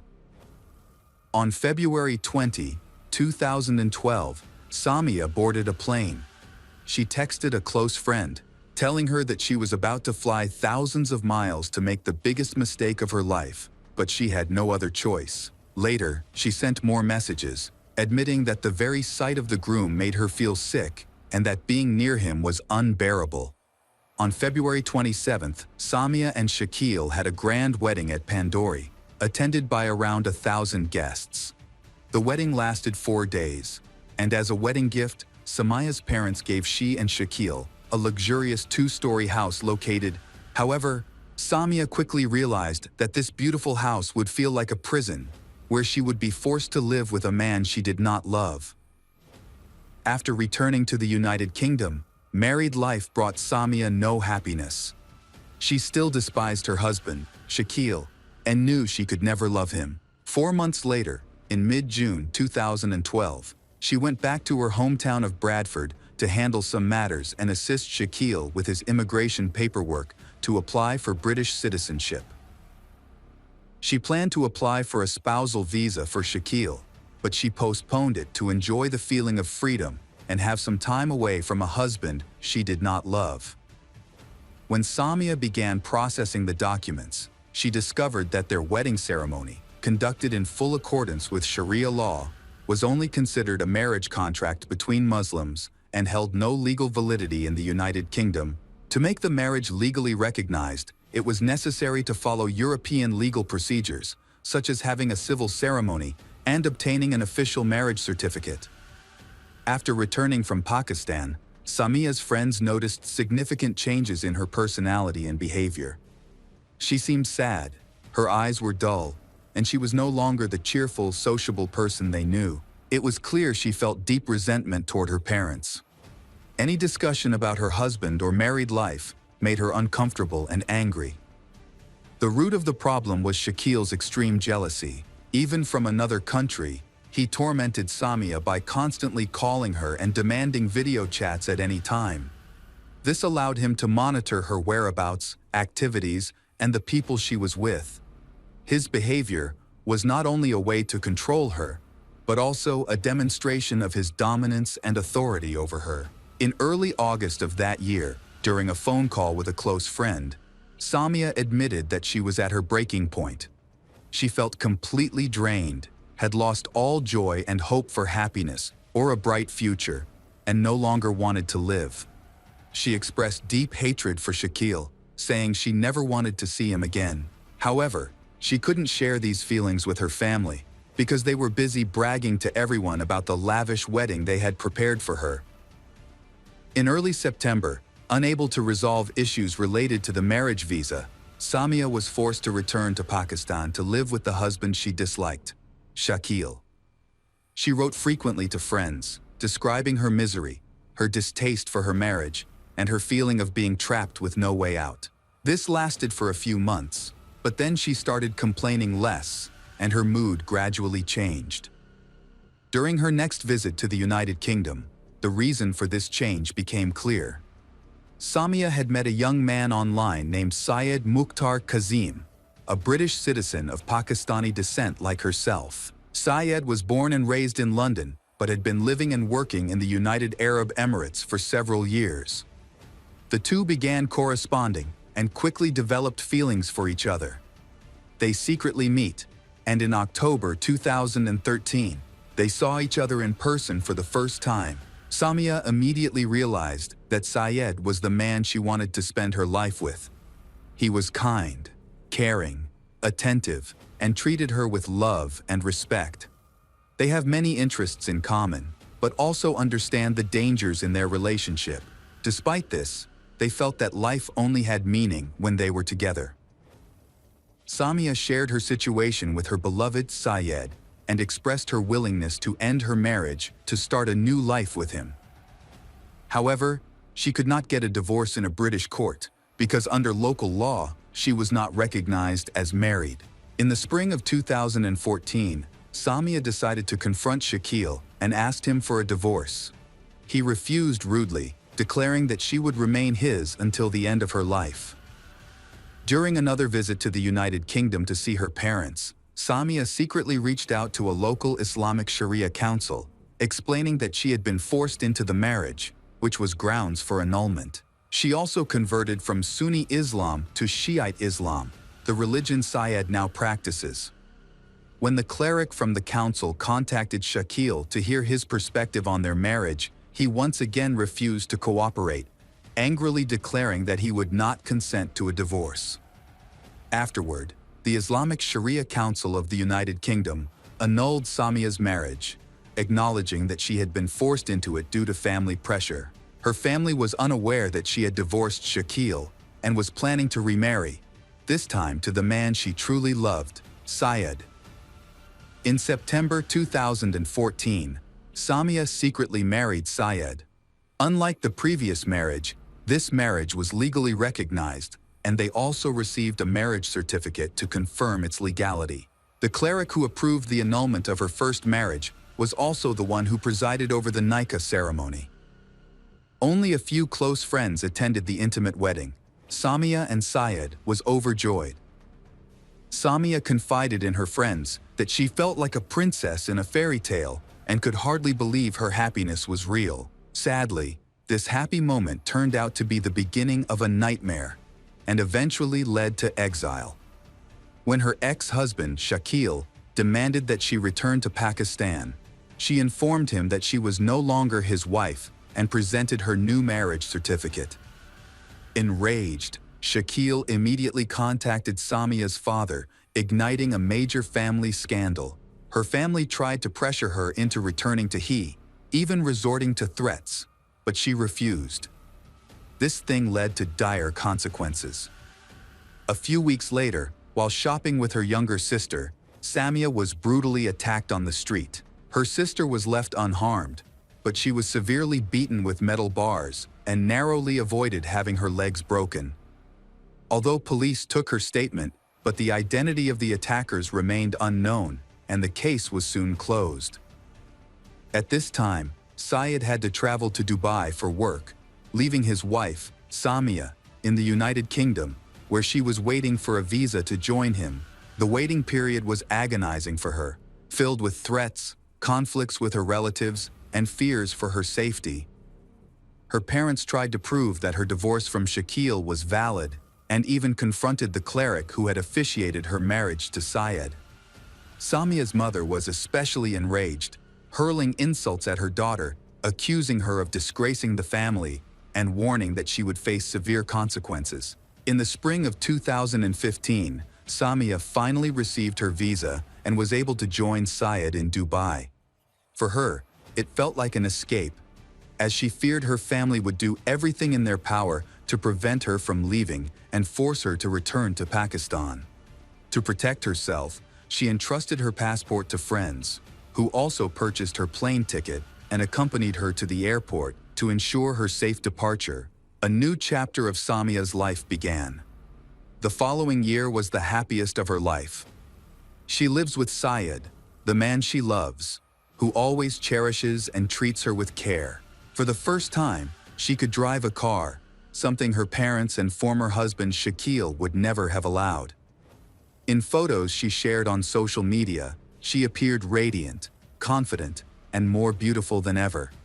It was clear she was living the life she had always dreamed of. She hoped to become a mother soon, but unfortunately, that dream was not realized. Despite this, she and Syed remained optimistic about the future, planning their life together, unaware that her family had decided against her. Shortly after Samia left, her parents filed a missing persons report with the police, which they later attempted to reclassify as an abduction, accusing Syed of kidnapping her. Meanwhile, Shakil's family began plotting ways to force she to return. They realized that threatening her was no longer effective, but they still believed they could exploit her emotions and compassion to manipulate her. In June 2016, Samia received devastating news.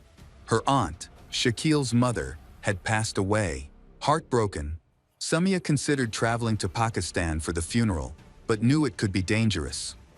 Many relatives still resent her for divorcing Shakil and remarrying Syed. Her actions were seen as treacherous and shameful.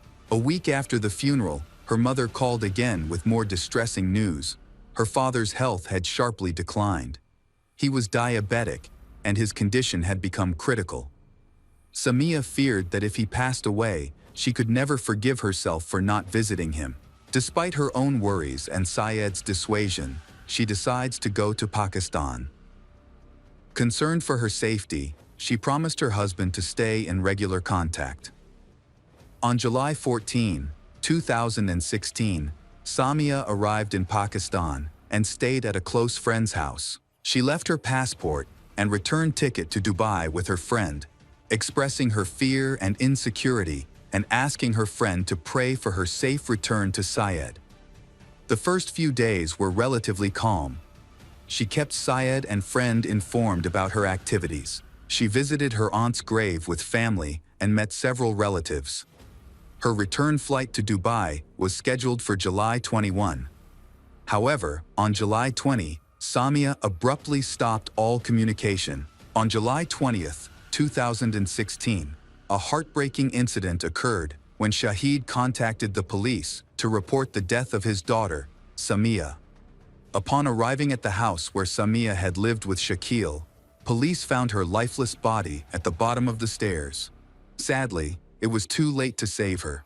They found bruises on her body, which her parents attributed to her falling down the stairs. A small amount of pink foam was flowing from her mouth. Shahid speculated that she might have had a heart condition, causing her to fall and tumble down the stairs. Since no one was home at the time, she did not receive immediate help and passed away. When questioned about Shakil, Shahid explained that he was away on business. The police found no evidence of foul play at the scene and opted not to open a criminal investigation. An autopsy conducted the same day revealed no signs of violence, concluding that her death was due to natural causes. Samia was buried just a few hours after her death. Her sudden departure was not considered suspicious and was not investigated by the authorities, but it had a devastating impact on Syed. When Syed learned of his wife's, Samia's, sudden death from a heart attack, he was in shock and disbelief. According to media reports, she chose to end her life due to depression because she could not have children. However, her family rejected this version. They claimed that she passed out, then fell down the stairs and broke her neck. The investigation revealed bitter truths. Syed quickly flew to Pakistan on the earliest available flight and went directly to the police station, alleging that Samia had been killed by her relatives and Shakil. He detailed the forced marriage she had endured, her subsequent escape, and the threats she had received from her family. This testimony completely changed the development of the case, forcing the authorities to determine this was a criminal act. However, by this time, Samia had already been buried, and the official report still stated she had died of natural causes. Determined to seek justice, Syed turned to European law enforcement and the media, as Samia was a British citizen, to push for further investigation. Samia's father, Shahid, initially agreed to an interview, attempting to depict Syed as a fraud and extortionist. However, when Syed presented their marriage certificate, a medical report, and post-mortem photos of Samia, authorities launched an investigation. The report revealed bruises on Samia's neck and legs, along with traces of male seminal fluid, suggesting she had been in an intimate encounter shortly before her death. But with whom, given that Shakil allegedly wasn't home that day? Syed held a press conference, presenting extensive evidence, including text, voice, and video messages from Samia, where she repeatedly expressed fear for her life. It is believed that the police may have taken bribes, leading to the immediate arrest of Shahid and Shakil. Investigations revealed that they never intended to let Samia's return to Dubai. They forced her to go to the house given to her as a wedding gift, where they searched for her passport and tickets, which she had given to a friend to keep. In a fit of rage, Shakil physically restrained her. When she tried to escape, they caught up with her on the stairs. Shakil strangled her with her scarf, while Shahid held her legs, ensuring she had no chance to survive. Shakil later confessed to this crime at the police station, although Shahid denied any involvement in the killing of his own daughter. In addition to Shahid and Shakil, Samia's uncle, who received a fake report before the autopsy, and the police chief in charge of the initial investigation have both been arrested. In court, Shakil retracted his confession, claiming it was made under coercion. He spent just over 2 years in prison before being released on bail in September 2018. In 2019, he remarried and again tried to move to the UK, but still without success. Samia's father, Shahid, was imprisoned from July to December 2016 and later released on bail. He died in January 2018 at the age of 52 due to deteriorating health. Before his death, he maintained his innocence and denied any involvement in his daughter's death. Samia's uncle and the commissioner were also released in the fall of 2016 without facing any penalties. Shortly afterwards, arrest warrants were issued in Pakistan for Samia's mother and younger sister, but they quickly returned to Bradford. Her younger sister, Mata, later gave a detailed interview, which accused her and Syed of being the cause of their family's breakdown, attempting to tarnish their reputations. Hello, crime enthusiasts, are you ready for another chilling investigation? The case of Charlotte Brown. 20-year-old Charlotte Brown from Essex, a county in the southeast of England, was having a conversation with her sister Katie and a friend. They were discussing where to meet a young man. Charlotte shared that she was looking for a serious, long-term relationship and wasn't very interested in dating sites. However, her sister suggested a new dating site to her, and after some consideration, Charlotte signed up. Soon after, she received a message from a 24-year-old named Jack Shepherd. They began chatting online and got to know each other better. Things were going well. Jack and Charlotte planned to meet in person. However, on the day of their meeting, Jack sent Charlotte a text message apologizing and explaining that he couldn't meet because he was getting back together with his ex-girlfriend. Feeling frustrated, Charlotte decided to block Jack and continued her search for love on the site. A few months later, Jack reached out to Charlotte again. He expressed his sincere apologies for disappointing her and asked if they could meet to make amends. Charlotte agreed to go on a date with him. On December 8, 2015, Jack wanted to impress Charlotte, so he took her to the Shard, a well-known skyscraper in Londo. While enjoying wine and conversation, they seemed to be having a great time. Charlotte took photos and shared them with her sister. Later, Jack invited her to his boathouse to continue their evening, and she agreed. After Jack paid the bill, they took a taxi to his place, which was 10 miles away from Charlotte's home in Hammersmith. When they arrived at the boathouse and had a drink, Jack bragged about his boat and suggested they go out. Charlotte loved the idea, as she was hoping for a romantic adventure. She sent a text message to her sister, letting her know about the boat trip, but her sister appeared worried about the matter. Charlotte reassured her sister that everything would be fine. Charlotte had a great time on the boat, capturing the moments in photos and videos to send to her sister. They were sailing along the Thames one December night. Charlotte was laughing and even shouting with excitement. However, Jack began to speed up, and soon they were going twice the speed limit on the river. Witnesses observed the boat speeding along the Thames. Suddenly, there was a loud bang, followed by a cry for help. People called 911 to report that someone had fallen into the river and needed help nearby. Jack was holding on to the sides of the boat with his hands. The boat capsized near Onslow Bridge after hitting a submerged log. Police arrived at the scene and began searching the area, assisted by officers from the Marine Corps Support Unit and Air Support. At 11:40 p.m. that night, they found Jack clinging to the side of a boat, but Charlotte was missing. The Air Support Unit lit up the river with powerful searchlights to search for the Charlotte. When the lifeboat arrived, they discovered Charlotte, but she showed no signs of life. They attempted CPR on Charlotte, but it was to no avail. Her body grew colder and colder, and by the time she reached the hospital, she was pronounced dead. An autopsy revealed that Charlotte had died from prolonged exposure to cold water.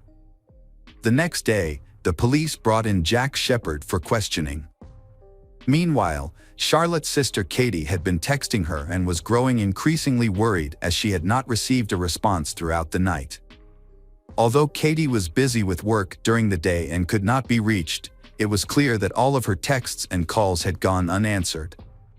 Additionally, Charlotte had not shown up for work, which was very unusual for her. Charlotte's mother was at home when the doorbell rang. She opened the door to two police officers who delivered the devastating news that Charlotte had died. This left her family and friends utterly heartbroken. During the investigation, Jack mentioned that he had met Charlotte around 6 p.m. for a date. He said they had never met before but had planned to go to the Shard and then return to his boat. Jack noted that he had trouble recalling the details of the evening. Jack said that he had been the one steering the boat. They had then switched positions. When Charlotte was steering the boat, he moved to a seat while holding on to the crossbar because of the speed. Jack mentioned that there were life jackets on the boat, but they had not worn them because he had not told Charlotte about them. He also noted that he was not sure if she knew how to swim because they had not discussed it. They had been drinking on the boat, but his memory of the whole thing was hazy. After the incident, Jack went to a restaurant, ordered a bottle of wine, had a meal, and drank another bottle of wine before taking a taxi home. He said his memory of the entire evening was hazy. According to Jack, Charlotte wanted to steer the boat and he allowed her to do so. His memory is unclear due to his intoxication, but he always remembered that Charlotte was at the helm. He said that when he got into the water, he called out to Charlotte, but she was gone. He was eventually rescued from the river, but Charlotte's bag, which contained documents, keys, wallet, and mobile phone, was never found because it had fallen into the water. During police questioning of Jack, he appeared very upset. He was described as a well-dressed, well-educated young man who repeatedly claimed that Charlotte was the boatman and blamed her for the incident. Shockingly, many who knew Charlotte or heard of what happened were largely critical of her. Jack told the police that he had taken about 10 girls out on his boat before, returning to the house for fun afterward. When asked whether he took all of his dates on the river, he stated that these boat rides were simply part of his usual routine to impress and charm girls. The police then inspected the boat and discovered it was old, had been involved in multiple accidents, and had undergone several repairs. It had many other serious flaws, making it dangerously unsafe. Charlotte's friend Lottie became curious about Jack and sought to learn more about him. She discovered that Jack was 30 years old, a successful web designer and developer, and enjoyed flaunting his wealth. Jack created his own online dating site that focused on facilitating brief encounters, typically for 1 or 2 meetings. On Facebook, Jack had numerous photos of himself, both alone and with friends and women. He referred to himself as Captain Jack and often bragged about himself. The police wanted to question Jack again, but he arrived with his lawyer, who presented a statement on his behalf. In this statement, Jack claimed that his memories of that night were unclear and incomplete. He confirmed that he was on a boat with Charlotte and that a girl was driving at the time of the accident. However, he had no recollection of the crash or the events leading up to it, except that Charlotte was at the helm of the boat. After the lawyer read the statement, Jack was asked numerous questions, but he chose not to respond to any of them. When an officer criticized him for not giving Charlotte a chance to save herself by not providing her with a life jacket, Jack remained silent. Later, the police chief learned that the day after the accident, on February 9th, Jack went directly from the police station to the registry office to apply for a marriage license with his longtime girlfriend. In November, they welcomed a child. This means that after Charlotte's death, Jack got married and then moved to Wales with his wife. He wanted to get away from where Charlotte died and start over somewhere where no one would recognize him. He wanted to forget the past and start a new life. The police decided not to close the case because they sensed something was off. They quietly kept an eye on Jack's activities. The search for Charlotte's belongings, which were lost in the river, continued. Eventually, they discovered her bag and mobile phone. It took nearly a year to recover, clean, and dry these items. When the experts examined the phone, they found a video from that night. The footage revealed that Jack was the one driving the boat, not Charlotte. It became clear that Jack was attempting to shift the blame to Charlotte for her own death. In the video, Charlotte could be heard shouting that the boat was going too fast, highlighting that Jack had lied about who was actually at the helm. They inspected the boat again. The police discovered life jackets hidden on the boat, which no one had used because Jack had not informed anyone about them. It was concluded that it was unlikely the girl was both driving the boat and filming the video at the same time, especially since Jack was frequently seen on camera standing behind the wheel. On September 20th, 2017, Jack was charged with manslaughter due to gross negligence. By October 2017, he appeared in court and was released on bail. However, on January 26, 2018, Jack failed to appear in court and pleaded not guilty to the charges against him. Meanwhile, the trial for Charlotte's death was approaching quickly. It was mid-May when Jack informed his legal team that he would not attend the hearing. He was determined not to go. When the trial began in July 2018, Jack followed through with his plan and did not appear in court. In contrast, Charlotte's family attended throughout the trial. They were understandably upset and informed on the first day that Jack would not be present. Jack's lawyers communicated with him online, sharing court documents for him to review and comment on. However, they did not know his exact location. Many were angry when Jack chose not to attend the trial, despite having legal representation. He seemed to believe that he was above the law and did not feel the need to be present because he claimed innocence. Jack repeatedly asserted his innocence and tried to blame Charlotte. Instead of appearing in court to defend himself or claim he did nothing wrong, he simply chose to hide. The court had to determine that Jack, as the owner of the boat, had a responsibility to ensure the safety of everyone on board, including Charlotte. The judge spent about 20 minutes looking at photos of the boat because they wanted to get an idea of the type of vessel Jack was using. All of Jack's girlfriends discovered that he had purchased an old boat at a low price from a website that sells second-hand items. Although the boat was in poor condition and required significant repairs, Jack, who had a good income, chose not to invest in fixing it.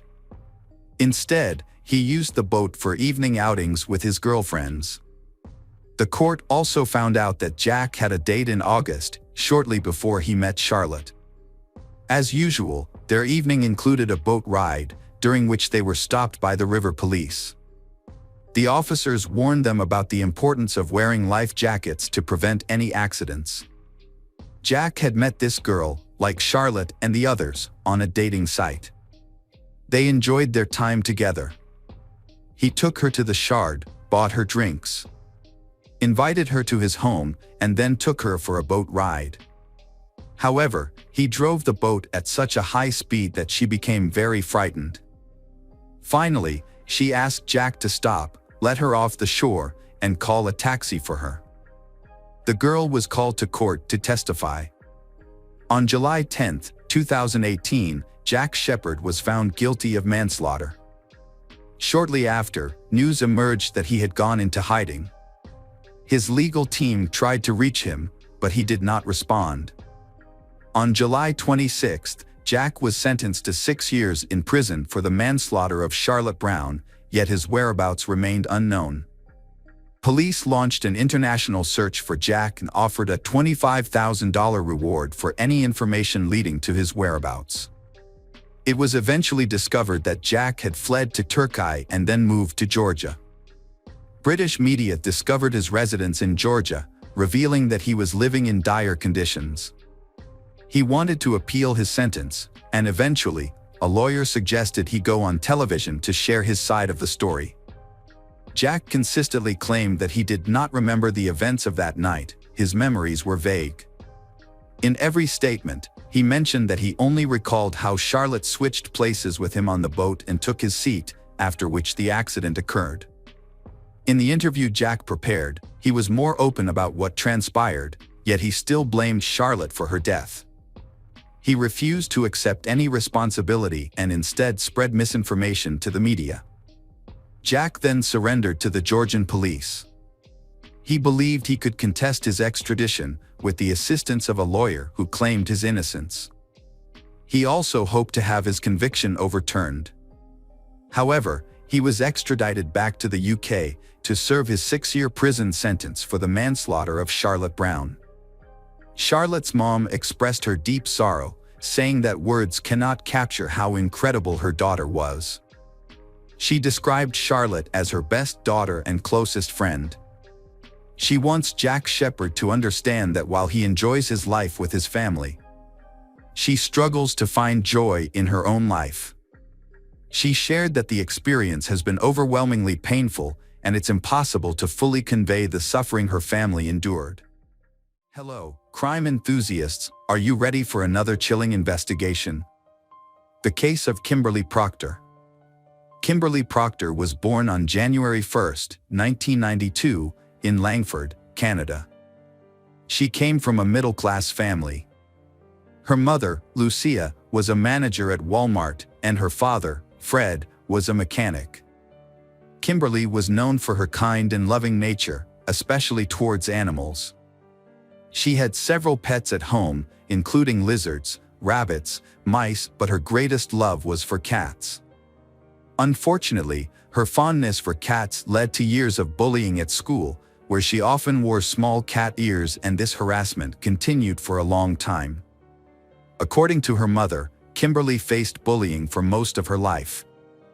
Kimberly's situation became more difficult when she was diagnosed with an anxiety disorder, which made her more vulnerable to teasing. She began having panic attacks at school. As a result, her parents chose to enroll Kimberly in a different school.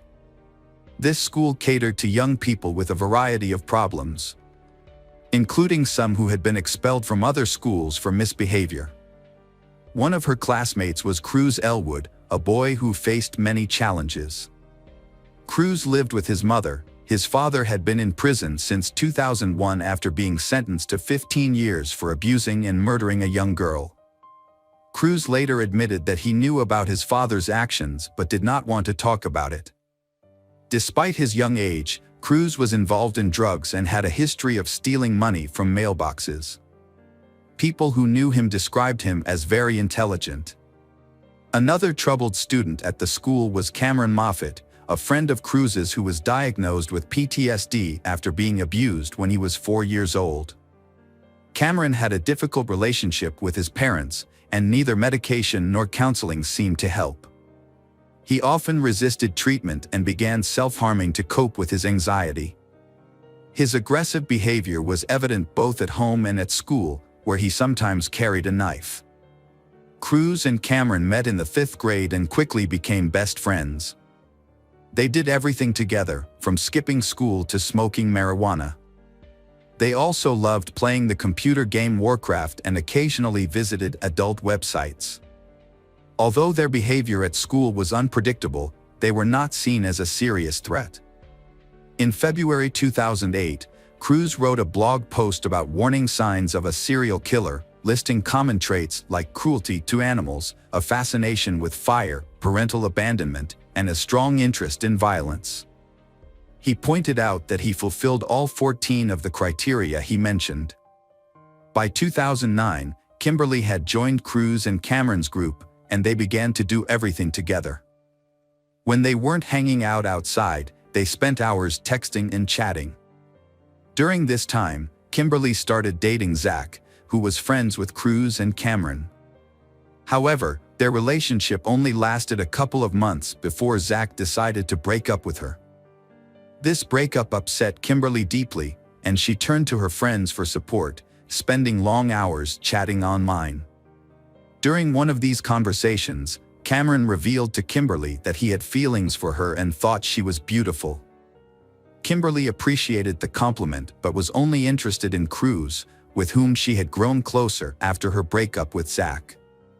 Kimberly and Cruz began sharing their most private thoughts online, including secrets they had never revealed to anyone else. Kimberly opened up to Cruz about her honest feelings about her weight and height, and Cruz reassured her that she was beautiful just the way she was.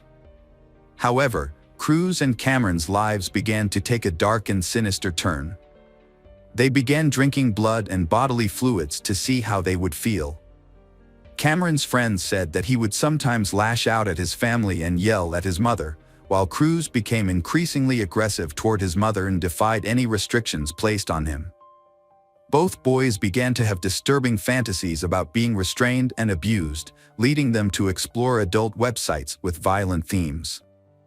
Their discussions with Kimberly became increasingly disturbing. One day, Cameron made an innuendo-filled remark to Kimberly that upset her. When she shared this with Cruz, he responded by making the same suggestion. When Kimberly refused, Cruz threatened her ominously, saying, "Death is coming for you, and you will soon be dead." He then asked her about her plans for the next day. Cruz expressed interest in meeting her to discuss why some people were treating her so badly and other personal issues. They eventually agreed to call and meet the next day. She had no idea that Cruz had already contacted Cameron and they were exchanging messages about Kimberly. In Cameron and Cruz's conversation before the terrible events, they mentioned that they should proceed with their plan, saying that they have to be careful and that it will be interesting. They expressed their desire to do it immediately instead of waiting, saying that they will not harm her right away and can keep her alive but tied up. Later, Cameron and Cruz decide on a specific phrase to signal when to act to harm Kimberly. Cruz also suggests that they meet at the Ford bus stop at 10 o'clock. 18-year-old Kimberly accidentally found herself in a dangerous situation. That morning, Kimberly was still in bed while her mother, Lucia, prepared to leave for work. Before leaving, Lucia kissed Kimberly and expressed her love for her. Since Kimberly had no classes that day, her mother thought she would sleep in, especially since her only commitment was babysitting at 3 p.m. They had planned to start sewing Kimberly's prom dress together when Lucia returned home. However, Lucia was unaware that Kimberly had other plans. She had arranged to meet Cameron and Cruz at the bus station around 10:30 a.m. Kimberly got off the bus at the stop where her friends were waiting. Just minutes earlier, Cameron and Cruz had bought a can of gasoline as part of their terrifying plan. The three friends chatted for a while before heading to Cruz's house in Bali. Up until this point, everything seemed normal to Kimberly, and she had no idea of the terrifying situation her friends had planned for her. When they arrived at the house, Cruz used a code word to signal Cameron, and almost immediately, both attacked Kimberly, beating and kicking her. They bound her feet and ankles, stuffed a sock in her mouth, and taped it shut. Cameron and Cruz violently assaulted Kimberly for hours, ultimately causing her death by suffocation. Afterward, they desecrated her body in horrific ways, mutilating her and placing various items in her genital area, before storing her in a freezer in Cruz's garage. Cruz attempted to cover his tracks and establish an alibi by sending her a message from his computer. In this message, he pretended to be far away and asked her if she had completed her work as a nanny, claiming he needed her advice. Cameron and Cruz's actions were extremely disturbing, and they treated it as a game. That same night, after committing the horrific act, Cruz texted his girlfriend, asking her to come out of the house to meet him. Fortunately, she refused, which may have saved her life. The next morning, Cameron and Cruz placed Kimberly's body in a hockey bag and calmly took a bus to a remote forested area. There, they doused the bag with gasoline and set it on fire. During this time, Cruz made the mistake of using his cell phone to send a message. Meanwhile, Kimberly's parents and relatives were in a state of panic, unaware of her whereabouts. Her mother, Lucia, had tried to call Kimberly the day before, but when her calls went directly to voicemail, she sensed something was wrong. Lucia went to the police station to report Kimberly missing, and the search for Kimberly quickly began. After causing Kimberly's death, both Cruz and Cameron continued their lives as if nothing had happened. Cruz spent the day at home with his girlfriend, while Cameron had lunch with his mother and grandmother, then they took him to buy a new video game. That night, a young man who was hanging out with friends discovered charred body under a bridge. The body was burned beyond recognition. The body was later identified through dental records and was that of Kimberly. The tragic news devastated Kimberly's family and friends. Police arrived to investigate the crime scene. At the time, police had no leads to identify anyone responsible for this horrific crime. Kimberly's family and friends reported that she had no known conflicts with anyone and were puzzled as to who could have harmed her. In her memory, the family created a Facebook page, which police are closely monitoring in the hopes of uncovering any clues. They are also keeping a close eye on all of Kimberly's acquaintances. The story of the horrific incident shocked Canada, and every media outlet covered it. At the time, Cruz was eager to share his dark exploit with someone he trusted. He decided to use the in-game chat feature, believing that chat records were unlikely to be kept or checked. On March 23, 5 days after the murder, Cruz messaged a young girl from Halifax, urging her to read something important. He then sent her links to news articles about the incident to prove that he was telling the truth. The girl was horrified by what Cruz revealed but reacted the way he wanted, assuring him that she would always support him, no matter what his actions were. Cruz replied that that's why he trusted her, and he would repay her trust, no matter what. Suddenly, Cameron joined the conversation and backed up Cruz's account. The girl asked Cameron if he had any thoughts about Kimberly's family and friends and the lives he had impacted. Cameron simply replied that he felt no remorse for any of that. The young girl wrote to Cruz again, asking him not to repeat his previous actions. He promised he wouldn't. As time went on, the Cameron and Cruz their lives as if nothing had happened, but they kept a close eye on the investigation's progress. Their online chats and text messages mostly revolved around updates related to the case. Cruz confided to a friend that his father had advised him not to answer questions at school. This advice may have stemmed from his father's suspicion that Cruz was involved in Kimberly's death or knew who was responsible. An incident later occurred involving Samantha, one of Kimberly's close friends, who overheard Cruz making negative comments about Kimberly. Samantha asked him to stop, explaining that it still hurt her to hear such things so soon after Kimberly's death. In response, Cruz yelled that he did not care about Kimberly's death. Another student even reported hearing Cruz say that he was glad Kimberly was dead because he did not like her. At that point, police began investigating Cameron and Cruz, leading to their questioning. Both admitted to seeing Kimberly on the morning she went missing, but said they didn't spend much time with her because she had to go to school. Police began monitoring Cameron and Cruz's online activities. Police obtained a warrant to install wiretaps in their home and both were placed under close surveillance. Their cell phones were also tapped and investigations into their devices were conducted. Disturbing evidence was discovered, including text messages exchanged between them in online chats. Police seized numerous documents related to their activities.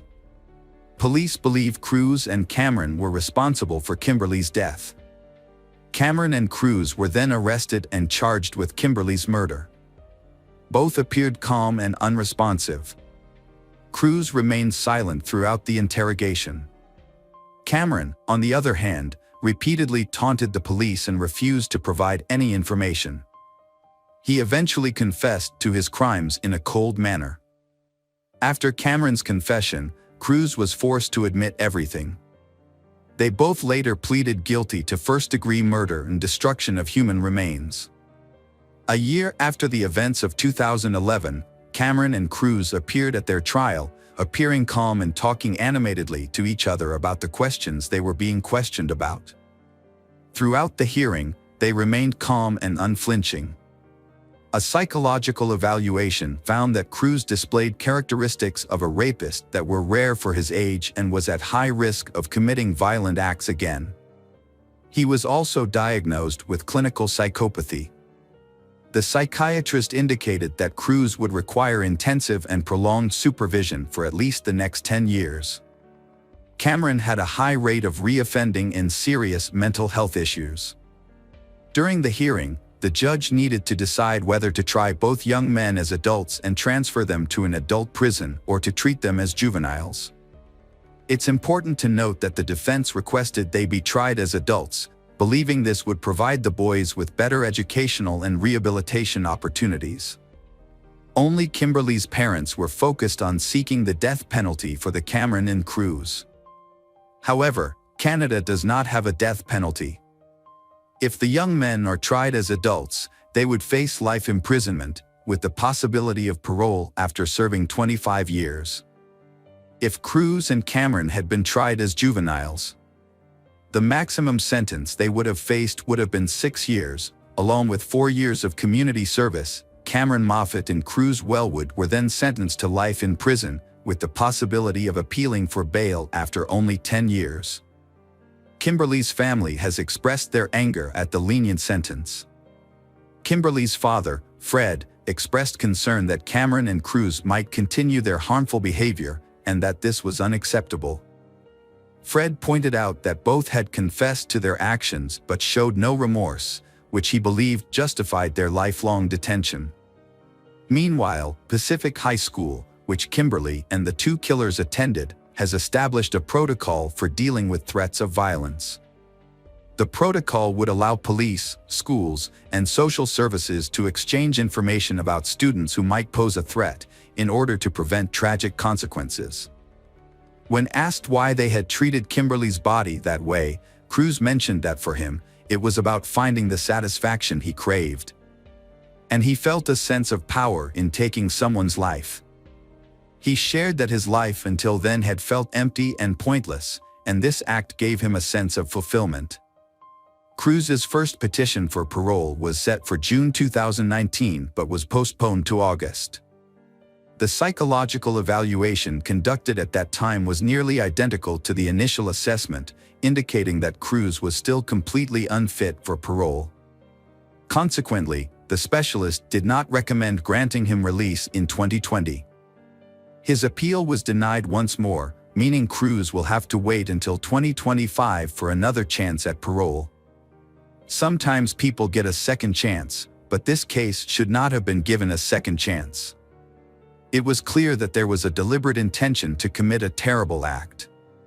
Individuals like Cameron and Cruz acted out their darkest fantasies without remorse. In fact, it was revealed that Kimberly was just one of 3 victims they targeted. Given the nature of their actions and the psychiatric evaluations, it is clear that Cameron and Cruz should not be allowed to live freely in society. Hey detectives! Welcome back. We've got another mysterious case to explore. The case of Lauren Heike. Lauren Heike was born on November 20, 1993, in Seattle, Washington, USA, into a wealthy family. Her father owned a plumbing company, and her mother worked in real estate. She was close with her brother, Ryan. She graduated from Silver Daily High School in Washington and then moved to Phoenix, Arizona, to study cosmetology and skin care. She began working at 18 and built a successful career. Her first job was as a customer service representative. In 2015, she became a leading manager at the well-known company Benefit, where she worked for 5 years. Afterward, she worked as a cosmetologist in a beauty salon for 9 months. In October 2020, she took a manager position at a center for aesthetic medicine. She planned to follow her mother's path in real estate and wanted to explore that field. At the time of the tragedy, she was working as a full-time instructor at a golf club. Lauren was never afraid of challenges and never got discouraged. She easily connected with new colleagues and was very responsible. She is actively involved in the fields of beauty, sports, and real estate. Everyone who knew her described her as bright, kind, and humorous. Lauren is in good health, plays sports regularly and leads an active, healthy lifestyle. She has many good friends and spends most of her free time going out with them. She also loved to travel. Every day, after waking up, she has the habit of going for a walk. She found joy in even the simplest things, like a morning walk or a cup of coffee at breakfast. Tragically, Lauren's life ended at just 29 years old. Her loved ones are deeply saddened by her passing. On April 28, 2023, she started her day as usual. After waking up, she had coffee, spoke with family and friends on the phone, and prepared for a walk. Her route was that she passed through North Phoenix, near her apartment. As always, she intended to enjoy the fresh air and recharge for the day. This walk in the park is her favorite, as it gives her a path to reflect in quiet space. However, on that day, she didn't return home from her walk.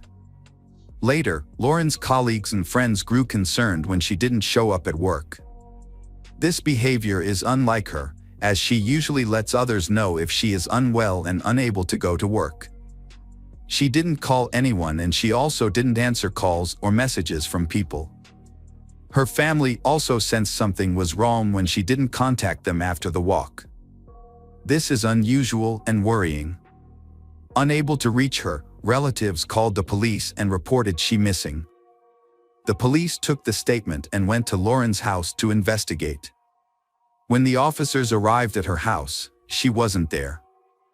They looked through the windows but saw no one inside. Since she lived alone, there was no one to provide information about her daily routine. After checking the house, the officers found no signs of a break-in or anything suspicious. It seemed as if she had just left and never returned, possibly encountering trouble elsewhere. Lauren could not be reached, so police stepped up their search. They contacted all of her acquaintances, but no one had seen her that day. The search for Lauren began, and it wasn't long before she was found. The next day, April 29th, around 11 a.m., her body was discovered on her favorite walking path, the same one she had visited on the day she went missing.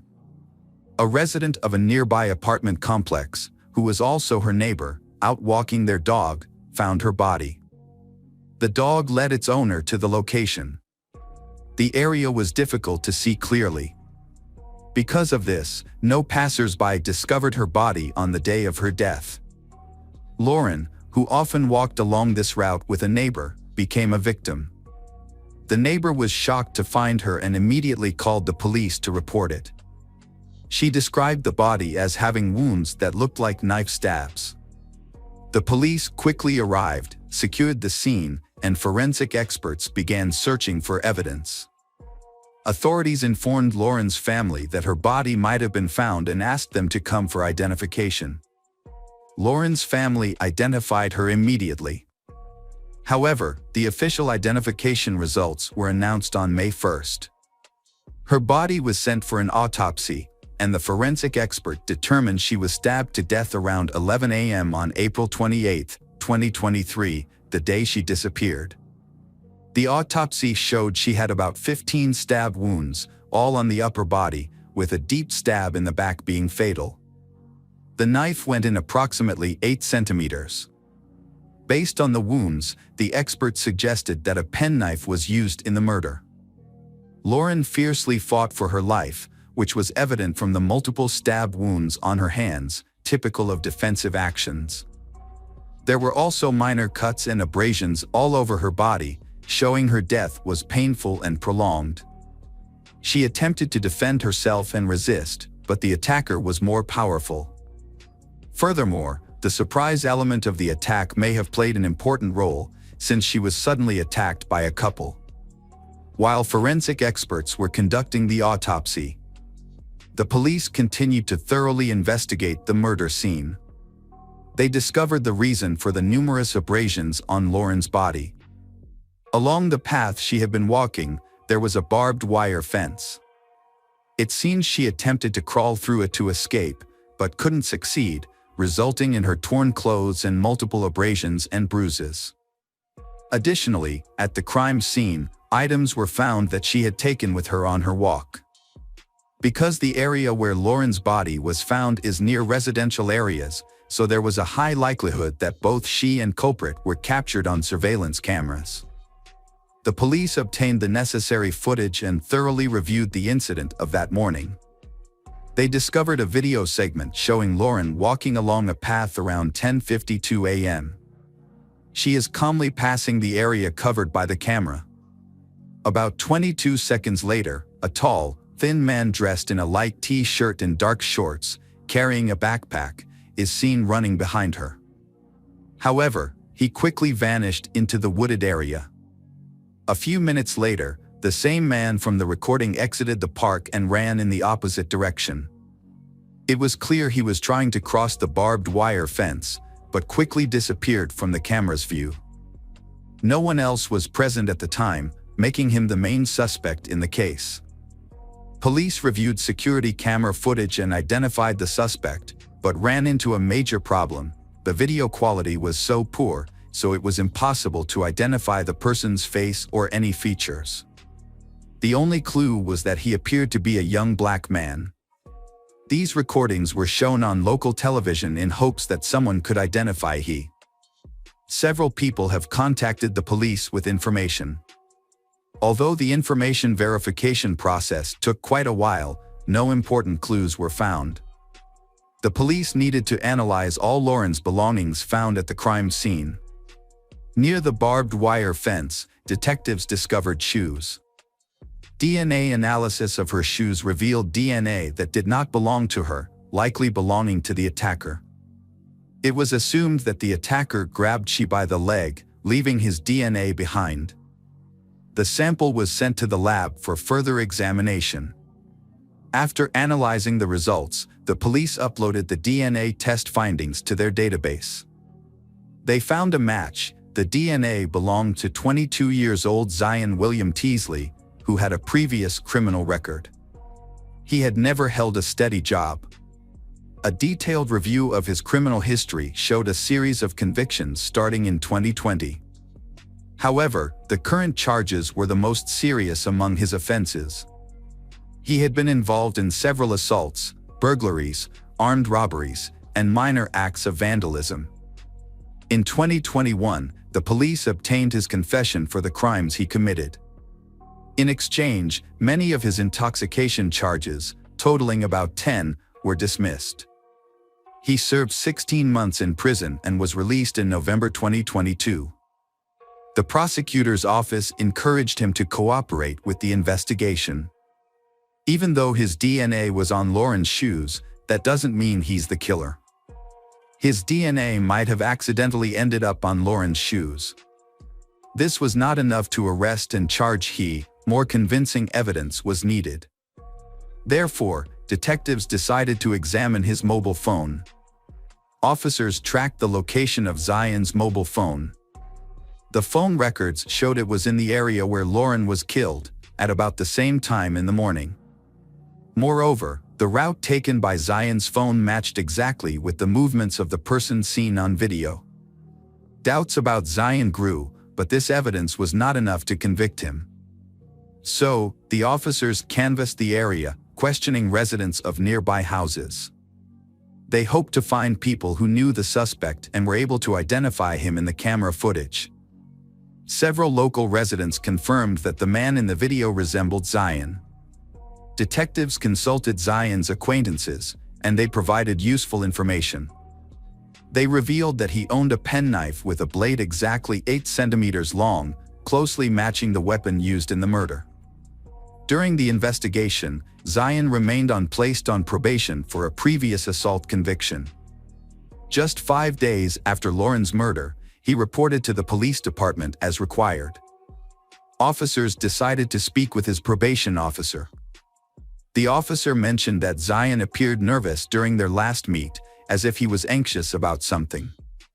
When shown CCTV footage of the suspect, the probation officer said that the person resembled Zion in both physique and appearance and wore similar headphones. However, the officer couldn't be completely certain that the person on camera was the same as the one Zion. Soon after, the police decided to question Zion, the prime suspect. This meeting occurred on May 4th at his residence in Teasley, located on North Scottsdale Route, just a 5-minute walk from where Lauren was murdered. The police met Zion and asked him to come in for questioning. He agreed and accompanied them to the station, and he was shown CCTV footage of Lauren and suspect. During the interrogation, he became nervous, frequently changed his story. Initially, he claimed he had never seen Lauren. But he later insisted that he was not the person in the CCTV footage and denied any involvement in the murder. Police discovered contradiction in Zion's statement during the first interrogation. He confessed to the attack, but maintained that at the time, he was not aware of his actions. He explained that he had a difficult childhood, growing up in a poor family, where he was bullied.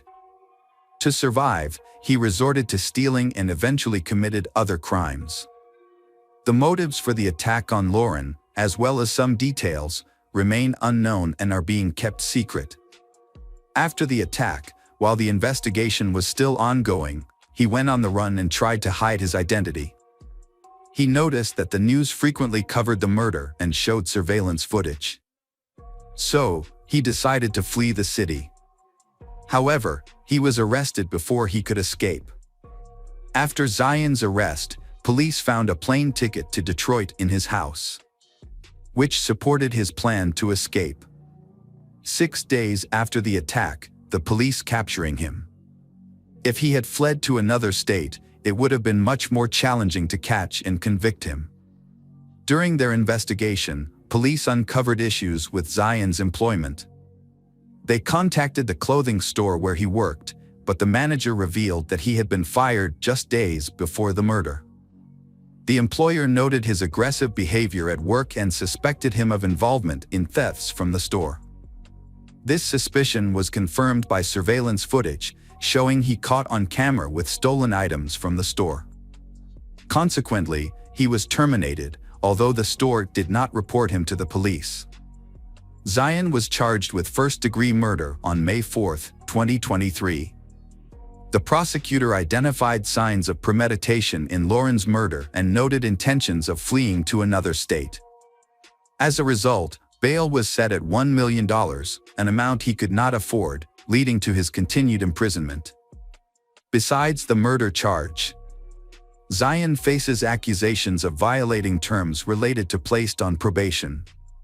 Lauren's family expressed gratitude to Phoenix police for quickly apprehending an individual who posed a major threat to society, preventing further harm. They believe such dangerous individuals should be isolated permanently and have asked for life imprisonment. What do the injuries inflicted on Laura suggest? They show that there was no connection between her and Zion. They weren't acquainted, had no communication, and shared no mutual friends. Thus, Laura was in no way the one who made him aggressive, she just accidentally became the target of this evil person.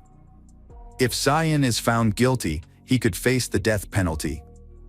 Arizona enforces the death sentence and is the only U.S. state that still uses gas chamber suffocation as a method of execution. Although this method is legally available in California, Missouri, and Wyoming, their gas chambers have been dismantled. Gas suffocation is considered inhumane because it causes a slow, terrifying, and painful death. The last person executed this way in Arizona was Walter Lagrand in 1999, who was convicted for murdering a bank manager. He suffered convulsions for 18 minutes in the gas chamber. Hi everyone, thanks for returning. Let's unravel another horrible case. The case of Linda Cooney. On June 28, 2011, at approximately 8:30 a.m., Linda Cooney called the Las Vegas police. She was in a panic, reporting that her son Kevin had been shot in the neck and needed immediate help. When police and an ambulance arrived at their home, they found Kevin Cooney, 30, lying on the living room floor, bleeding. They quickly provided him with medical assistance. When the police arrived at the crime scene, they found several unusual details. Ammunition and weapons were scattered across the floor, which was not typical. They determined that the Kevin had been shot with Linda's pistol, but she could not identify who fired the weapon. There were no signs of forced entry into the house, and nothing appeared to be stolen, so they ruled out robbery as a motive. Linda was 63 years old at the time. She remained calm during the police interrogation. The interrogation lasted about an hour and was recorded. Linda insisted that she did not know who shot her son and denied any involvement, despite pressure from the police. When the police arrived, Kevin only had time to say that the shooting was an accident before he lost consciousness. He was rushed to the nearest medical center. Fortunately, Kevin survived, but his condition was serious and he would need a long time to recover. Linda's interrogation is ongoing. Police believe Kevin may have wanted to end his life. When Linda was questioned about this, she stated that he had tried to do so before. This situation required further investigation, and it was later revealed that there were more disturbing details involved in the case. During the investigation, it was discovered that a similar tragic shooting had occurred in the family 19 years earlier. Linda reported that Kevin had gone through a troubled adolescence, which had worsened after the death of his father. She informed the police that Kevin had repeatedly threatened to end his life. Even as an adult, Kevin continued to exhibit unstable behavior. Linda recounted an incident just hours before the shooting, at approximately 1 a.m. on June 28, 2011, when Kevin attacked her after an argument. He suddenly turned a corner and struck her in the chest, knocking her to the floor. She showed the police a large bruise as evidence of the attack, saying that Kevin had expressed a desire to kill her. After the fight, Linda went to bed. At the time, only Linda and Kevin were home, as her youngest son was away on a business trip. The conflict with Kevin began because of his relationship with a girl named Karina Taylor. Linda described Kevin as emotionally unstable and Karina as unpredictable, which led to frequent arguments. She said that these conflicts were common and that she was used to them. The next morning, Linda woke up and went to the kitchen to get a glass of water. In the living room, she found Kevin lying on the floor with a gunshot wound. He was still alive. However, strangely, Linda said that she did not hear the gunshot. Experienced police sensed deception from the start. It appeared that Linda was trying to conceal what happened that night. She was careful with her words, while the Kevin was unconscious and there were no other witnesses for the police. So they decided to test the only piece of evidence, a .357 Magnum pistol used in the shooting. They knew the gun belonged to Linda. What is even more astonishing is that 10 years ago, Kevin's father, Jim, was shot with this gun in Palm Beach, Florida. Police investigated the case and learned that Linda had been acquitted of murdering her husband, after which Linda tried to reclaim the gun, claiming that she needed it for self-defense. She eventually succeeded in getting it back. The police try to find some similarities between Jim's and Kevin's cases that might support the idea that Linda tried to kill her son. They may even consider re-examining the first crime. Meanwhile, the police talked to family members. Jim's brother, Bob, believes that Linda intentionally shot both cases. He never trusted Linda, but there was nothing he could do to protect his family from harm. Bob was the eldest child in a wealthy and large family. As Jim grew up, he became a successful lawyer and made a good living. The family originally came from Palm Beach, while Linda was from the Midwest, where her parents owned a small family farm in Wisconsin. Jim and Linda met at a party, and after a brief encounter, he fell in love with her beautiful brunette. However, Bob is skeptical about Linda. He finds it strange that she works as a secretary at a law firm and is involved in questionable activities. The Jim was deeply in love with her, so he ignored his family's objections and married Linda in 1979. Together, they went on to have 2 sons. Linda had 2 children, Kevin, born in 1981, and Christopher, born later. However, their marriage was not a happy one.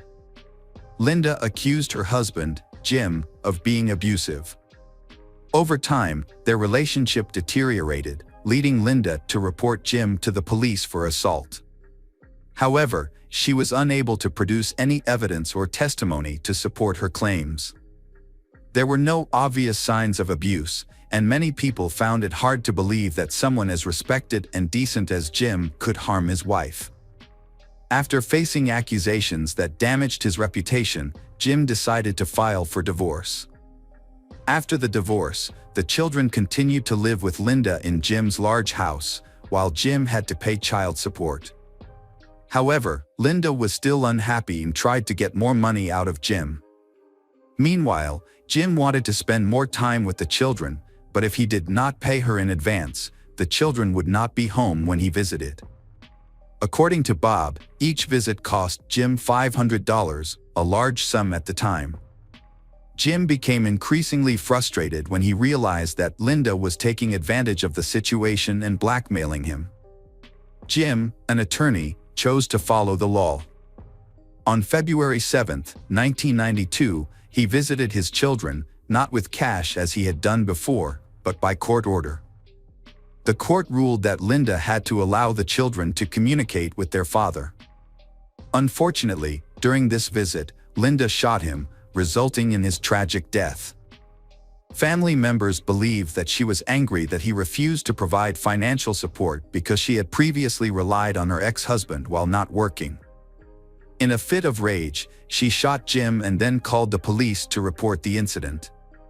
When the police arrived, they found Jim lying on his back in a pool of blood. He was holding a kitchen knife in his right hand, and he had died from multiple gunshot wounds. Linda shot her ex-husband at close range but claimed it was self-defense. She stated that Jim attacked her with a knife, leaving her no option but to shoot him. However, police were doubtful because Linda had no injuries at all, there wasn't a single scratch on her body. This led to questions about whether Jim had actually attacked her and what his motive might have been. In the end, Linda's account was not believed, and she was arrested and charged with first-degree murder. The key witness in the case was her son, Kevin Cooney, who witnessed the murder of his father. He was called in to testify. On that tragic day, younger brother, 8-year-old Christopher, was hiding in a closet and couldn't see the events unfold. Kevin, however, was in the bedroom with the door open to the kitchen, where his parents were arguing. He watched through. He looked through the crack in the door. Kevin remembered feeling terrified and anxious. He was frozen in place, unable to move, when he saw what had happened. Kevin reported that before the shooting started, he saw his father holding a shiny object, but he couldn't identify it clearly. He thought it looked like a knife, but it might have also been a key or something similar. After the shooting, when he left the room, he noticed his father no longer had anything in his hand. It was only after the shooting ended that a knife appeared in his father's hand. When the police arrived, they suspected Linda had staged a self-defense scenario by placing the knife in Jim's hand. Linda had a strong motive for this action because her husband's sons would inherit his money upon his death. Her children would benefit from Jim Cooney's life insurance policy, worth $1 million, which, along with his considerable estate, would be passed on to his children. However, the most compelling evidence the police uncovered was not Linda's call to the police, but her phone records. They discovered that before calling 911, she had contacted her lawyer first, possibly to seek legal advice. During the 911 conversation, Linda made several verbal errors, possibly due to confusion. She asked for backup and claimed that her ex-husband was trying to stab her, despite having previously said that she had shot him and that he appeared to be dead. The police were certain that Jim was dead before she called her lawyer, and she only contacted the police afterwards. It is also feared that, before her arrest, Linda had convinced Kevin that the knife had been in his father's possession the entire time. During the trial, Kevin testified that he saw an object in his father's hands. In 1993, 11-year-old Kevin took the stand as a witness. He spoke with a stutter due to fear and held a small toy. Although his testimony was somewhat confusing, it was convincing enough for the jury to quickly acquit Linda Cooney, leading to her release from the courtroom. Clearly, Kevin's testimony played a crucial role in her defense. Afterwards, she gave an interview to numerous media outlets, describing her ex-husband as a typical abuser. She maintained that she was not a murderer but acted in self-defense. To protect herself and her children, some people supported her. However, most Palm Beach residents who knew Linda's family did not believe her explanation. Because of Jim's calm and non-confrontational nature, the locals looked down on her and assumed she was the murderer. As a result, Linda could not stay there long due to the public backlash and the potential for conflict. After receiving financial support, she packed her children and moved to Las Vegas. She wanted to start a new life somewhere where no one would recognize her.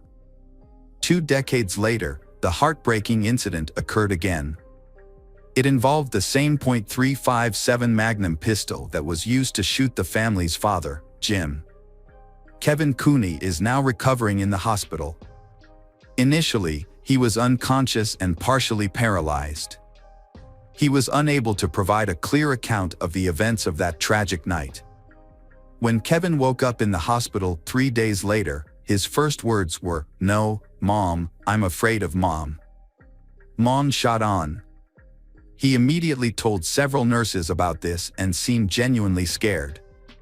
It was clear he feared that his mother would come back to harm him again. His statements were serious, indicating that he was not joking.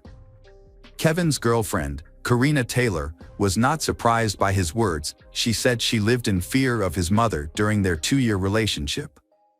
Their relationship began in 2009. Karina stated that Kevin had a constant fear of his mother. who reacted harshly whenever he had a girlfriend.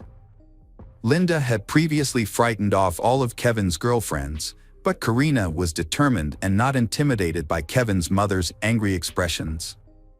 From their initial interactions, Karina developed a negative view of Linda, finding her to be erratic and aggressive. Linda bluntly tells Karina that Karina's family will never accept her and advises her to stay away from Kevin. And Linda ominously implies that she always carries a gun for self-defense. This makes Karina realize that it is best not to confront Linda, causing her to secretly meet Kevin out of fear for her safety. Kevin's previous girlfriends share similar concerns. 1. Clarita Candle believes Kevin's mother is a serious threat, as Linda has threatened her life. Kevin often finds himself caught in the middle, desperately trying to protect his relationships, which are constantly sabotaged by his mother's behavior. Kevin really wants a future with family and children. But at the age of 30, his mother disapproves of his wishes. One day, his ex-girlfriend Clarita receives an unexpected call from Linda, who has found out her phone number. Linda rudely begins to interrogate Clarita about her life, using vulgar language and accusing her of only being after Kevin's money. This confrontation escalates into a series of unpleasant encounters, where Linda openly insults and threatens Clarita. Although Kevin and Clarita's relationship is short-lived, Clarita constantly feels uncomfortable and believes that Linda is stalking her. Eventually, the stress becomes too much, and she decides to break up with Kevin to find peace. Linda's plan to keep Kevin away from the girls worked for a long time, but it didn't work with Karina Taylor. Kevin and Karina's relationship grew stronger, and he wanted to build a life with her. He decided to leave his mother and move in with Karina, sharing their plans on social media.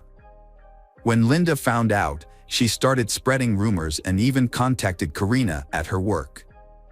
Kevin wanted to make things right with Linda, and Karina believed he tried to do so the night he was shot. Kevin could not stand his mother's control, so he announced that he was leaving.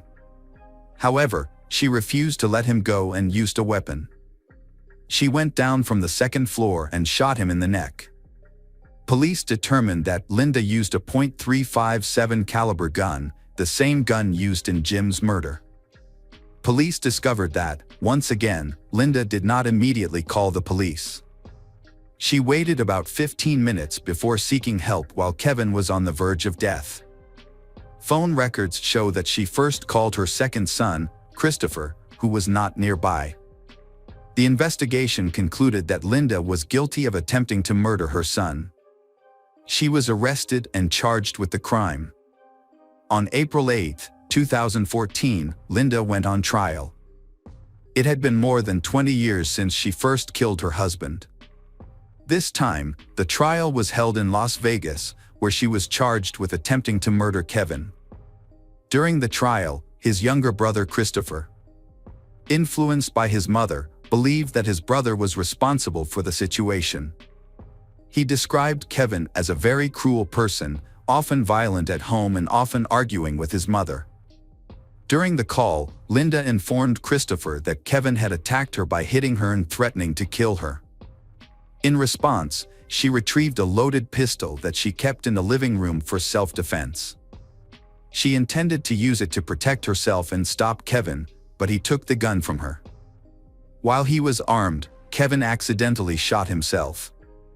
The defense attempted to present this as an accident, but this was inconsistent with Linda's initial statement, in which she claimed that she did not see who fired the shot, and Kevin also claimed that his mother shot him.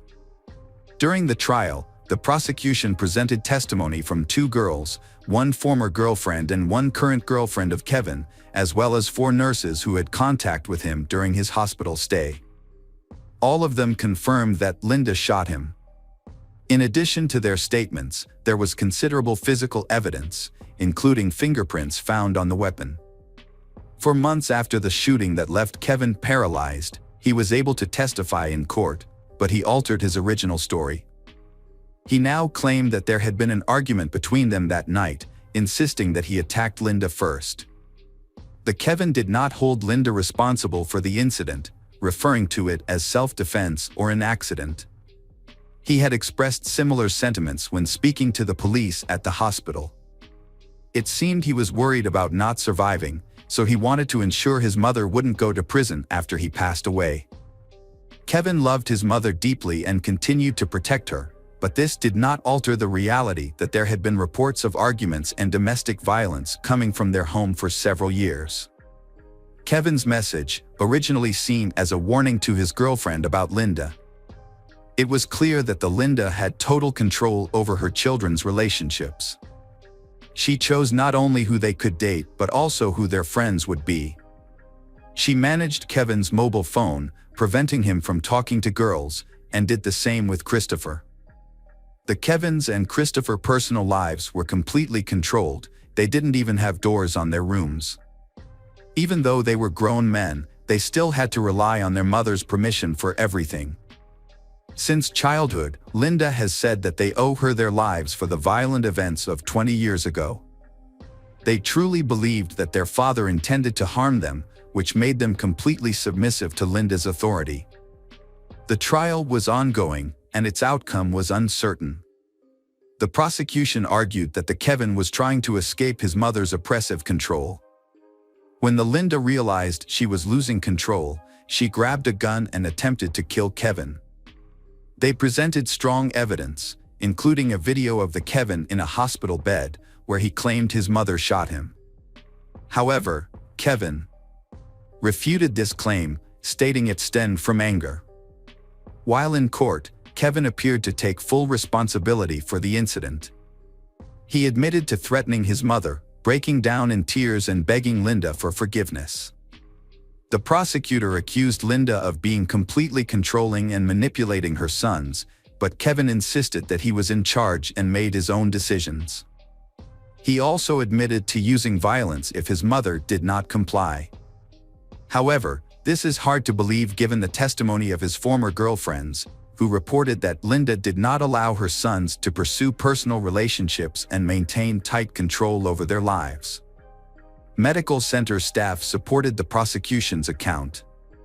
They stated that Kevin was extremely agitated and appeared genuinely afraid that his mother was coming to kill him. All 4 nurses who examined him there reported that Kevin admitted that his mother had threatened and tried to kill him. Kevin was then called to testify again. The same events from Linda's first trial 20 years ago were repeated, raising suspicions that Kevin might be able to keep his mother out of jail again. However, this time, Kevin testified that the gun was pointed down when the shot was fired, contradicting his previous testimony to the prosecution. He later testified that the barrel was pointed up when he tried to take the gun away. Everyone noticed these inconsistencies in his testimony. Despite everything, Kevin still hoped that his mother would not go to jail. The prosecutor's office claimed that Kevin was biased because of his feelings for his mother, which they said affected his testimony. The jury returned a verdict in less than an hour. This time, the jury found Linda Cooney, 65, guilty of attempted murder. She was also convicted of assault with a deadly weapon, menacing, and stalking her son. At the final hearing where the verdict was announced, Bob, the brother of Jim, the first victim, spoke up. He stated that Linda had repeatedly harassed and threatened his family, ultimately taking away a loved one from them. He warned that if Linda was released from prison, those close to her would be in danger again. Kevin did not attend the sentencing but submitted a note stating that he took responsibility for these tragic events.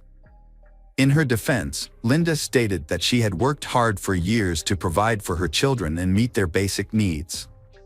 However, she also believed that Kevin had inherited mental health issues from Jim, which contributed to his aggression that night. The court sentenced Linda Cooney to 40 years in prison, with the possibility of parole after 13 years. Jim's family was unhappy with the sentence, believing it was unfair. Welcome back, detectives. Let's dive into another horrible case. The case of Bodhisattva Potter. This is a story about 2 lovers who met in school and wanted to spend all their free time together, believing their love would last forever. However, they were unaware of how brutally their happiness could be shattered by an unexpected tragedy. Bodhisattva Potter was born in 1991 in Newport Beach, California, to Rick Potter and Scherzer.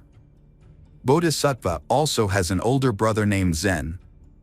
At the time of Bodhisattva and Zen's birth, both parents were in their 30s, and soon after, the family experienced significant career growth. Scherzer is a psychologist who specializes in working with autistic children. Her husband is a psychotherapist and also provides medical consultation. From a young age, Bodhisattva was very intelligent and kind. She was humble and maintained good relationships with everyone around her.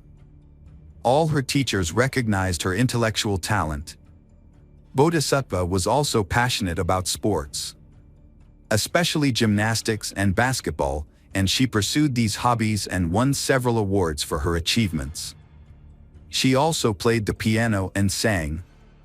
Her parents divorced in 1998. At the time, Bodhisattva was 8 years old and living in Newport Beach with her mother and brother. They moved to Hollandale, California, a small desert town with a population of just 6,000, about 2 hours away from their old home.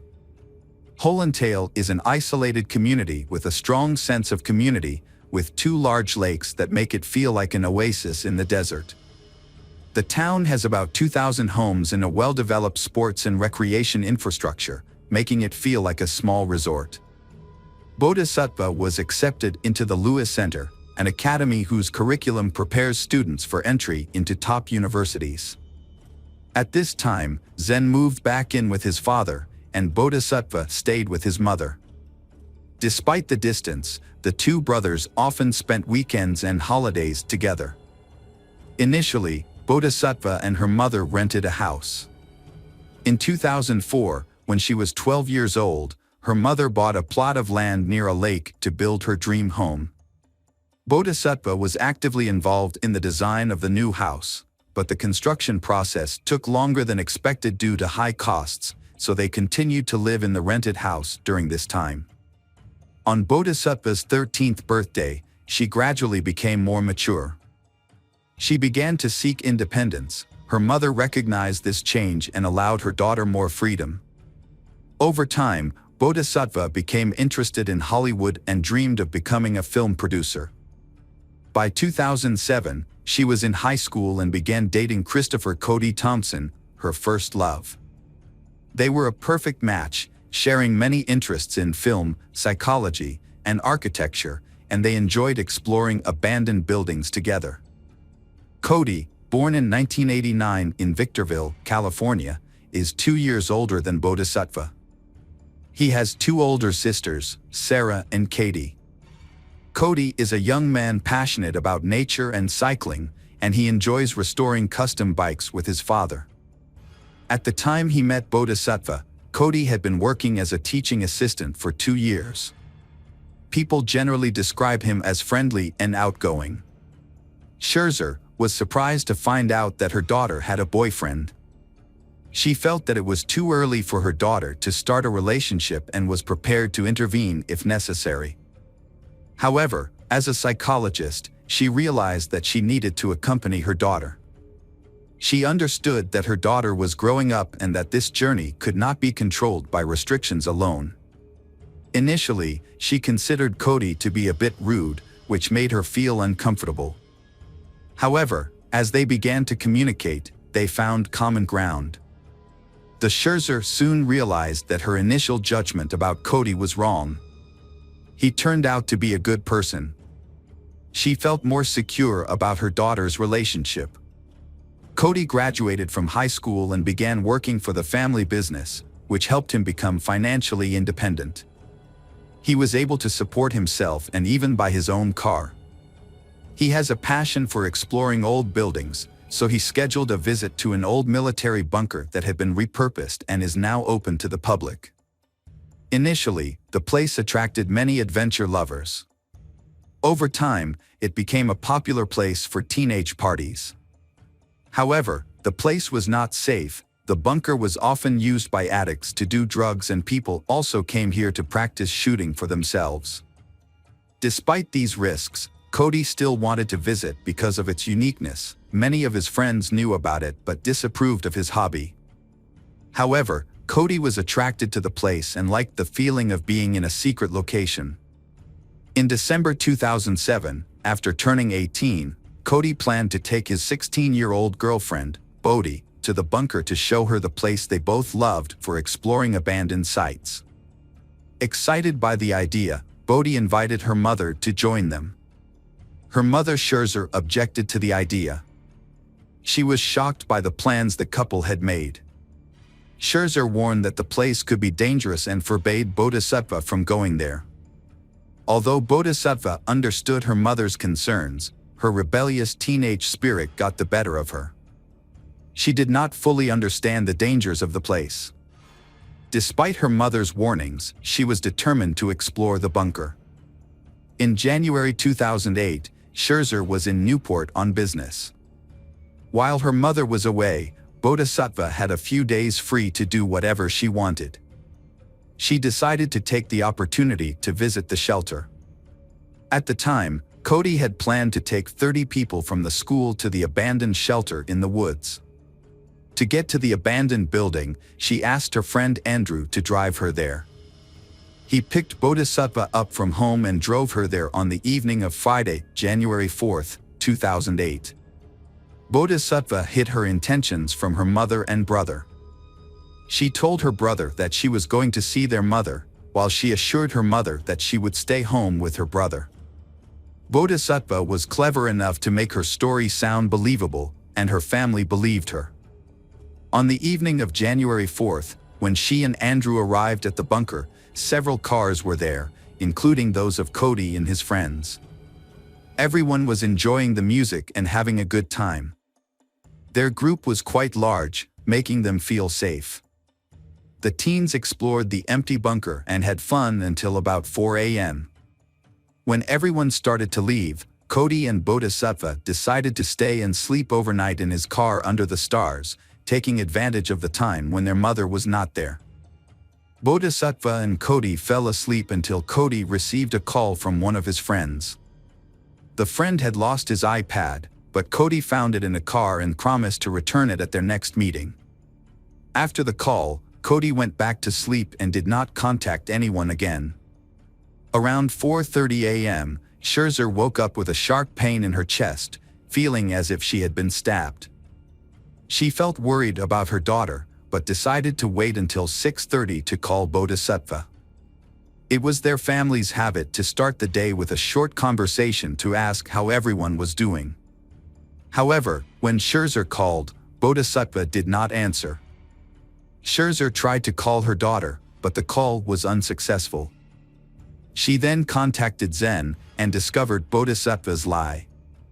Zen thought her sister was with their mother, while the mother believed Bodhisattva was with Zen. They discovered that Bodhisattva had gone with Andrew, who had picked her up from home and had taken her somewhere, leaving her family worried and angry. Scherzer also tried to contact Andrew, but was unsuccessful. Scherzer, who was in another city at the time, decided to contact the police. At that time, Bodhisattva had not been reached for about 10 hours, but the police explained that it was not enough time to officially classify her as missing. The police initially thought that Bodhisattva had simply run away or gone out with friends. Meanwhile, her mother felt helpless because she was far away. Scherzer's worries grew when she called Cody's mother, who had also not seen her son since the night before and was extremely worried. They began contacting all of their son's friends and discovered that the two had attended a party at an abandoned bunker the night before, and no one had heard from them since. This was Bodhisattva's mother's worst nightmare, as she considered the location to be one of the dangerous. Zen and his friends quickly arrived at the location and found Cody's car parked outside an abandoned building. Both the driver's and passenger doors were wide open, which added to their worries as there was no one inside. Zen and his friends grabbed flashlights and entered the building. The search continued for several hours, with them splitting up and searching different areas of the bunker. Eventually, one of the friends discovered Cody in a room of the abandoned building. He showed no signs of life. The most alarming detail was that Cody was missing an eye. And Bodhisattva was still missing. Zen immediately called 911 to report the incident. Around 3 p.m. that day, Cody's mother received a call informing her that her son had been shot. Upon hearing this, Bodhisattva's mother was extremely panicked, although she still held on to a faint hope that her daughter was alive. She then quickly went to the shelter to look for her daughter. Meanwhile, the police were on their way to the scene, but the journey took a long time. When the police arrived, they searched the bunker area, and some police were outside to question those who had witnessed the incident. The bunker was complex and confusing, like a maze. Inside, it was so dark that even the light of a few lanterns could not help the police gather information. The teenagers who found Cody's body helped the police locate him. He had a serious gunshot wound to the head, which caused him to lose an eye and eventually die. Cody's body was removed from the bunker, but the search did not end there. Because it was so dark inside, the police had to wait for generators and lights to be installed inside the bunker. Later, near where Cody's body was found, police also discovered Bodhisattva's body in the hallway. She had suffered gunshot wounds to the chest and head. There were no signs of rape. The weapon used was determined to be a handgun. Both victims had multiple wounds to their bodies. Unfortunately, there were no surveillance cameras inside the shelter. Police began questioning everyone who was at the party that night, hoping that someone might have seen something unusual. This information could be crucial in solving the case. None of the victims' belongings had been stolen, not even the iPad had been left in the car. There were no signs of sexual assault or struggle. Police were piecing together what might have happened on the night of the murder. After Cody's final phone call, the attackers forced the young couple out of the car and took them to a dark shelter, where they were shot one by one. It appears that Bodhisattva tried to escape but was caught at the end of the hallway and shot. The shocking murders of Bodhisattva and Cody caused widespread public outrage. Such a dangerous military site was easily accessible. It was not fenced, locked, or monitored. As a result, a debate arose over the demolition of the abandoned building. During the investigation, police learned that several years earlier, a young man had encountered a group of dangerous men in the area. The men were clean-shaven and acted aggressively, suggesting they were members of the same gang. However, the men were never seen again after that encounter. In their investigation, the police focused on a call made by a friend to Cody at 4:30 a.m., when Cody was still alive. Bodhisattva's mother then attempted to reach her daughter at 6:30 a.m. but was unable to make contact. This timeline indicates that the tragic events leading to the double murder occurred between these two calls, starting after 4:30 a.m. A large amount of evidence was collected at the crime scene. Forensic scientists had to analyze thousands of fingerprints and hundreds of spent cartridges, as well as a large amount of trash in the abandoned building, to determine what was related to the case. In addition, the victims' computers were confiscated for valuable information. Police believe that Cody and Bodhisattva may have had an argument with someone, leading to the attack. During questioning, some friends who attended the party recalled that 3 strangers entered the basement. These strangers, aged 17 to 18, arrived in a Honda Odyssey van around midnight and asked to join the party. They were allowed to stay and brought alcohol to share. Cody's group thought they were normal teenagers and didn't suspect anything unusual. However, none of Cody's friends could remember when the strangers left the party. On January 13th, the police received a crucial tip from Sean, an informant. He revealed that his friend, David Smith, had called him on the night of the murders, inviting Sean to a bunker for shooting practice. Sean declined the invitation. A few days later, David contacted him again, sounding very concerned. Sean asked David about recent events, and Sean received a vague answer that alluded to a serious crime. This led Sean to suspect that David might be involved in the double murder at the bunker, so he reported his concerns to the police. Police later interviewed a key witness, who identified David Smith as a 19-year-old from Limestone, about an hour and a half from Holy Dale. On the night of the murder, David and his friends Colin McLaughlin, 18, and Cameron Thompson, 16, had set out for a fun night out that turned deadly. They drove Cameron's mother's SUV into the desert, where they stumbled upon a bunker party. The teens gathered there became their targets, leading to the tragic events that unfolded. In 2007, David, a former high school track and field athlete, lost his athletic scholarship to the University of California, Riverside after a disagreement with the head coach. Unable to pay for college, he was expelled and moved in with his friend Cameron, who then introduced him to Colin.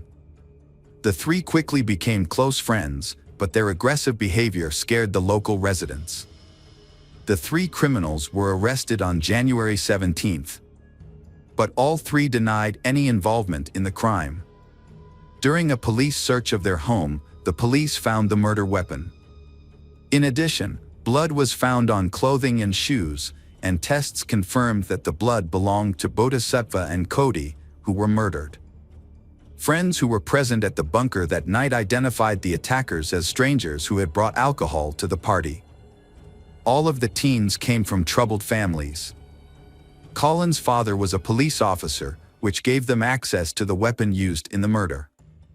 Colin, considered the ringleader of the group, had struggled with mental health issues since he was 5 years old.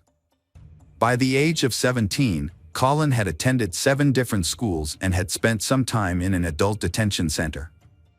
He had significant difficulties adapting socially, which were made worse by his use of alcohol and drugs. During the investigation, many witnesses reported his troubling behavior. Colin even confided in friends that he had thoughts of killing. When he was angry or had an argument with his parents, he would often threaten to kill them.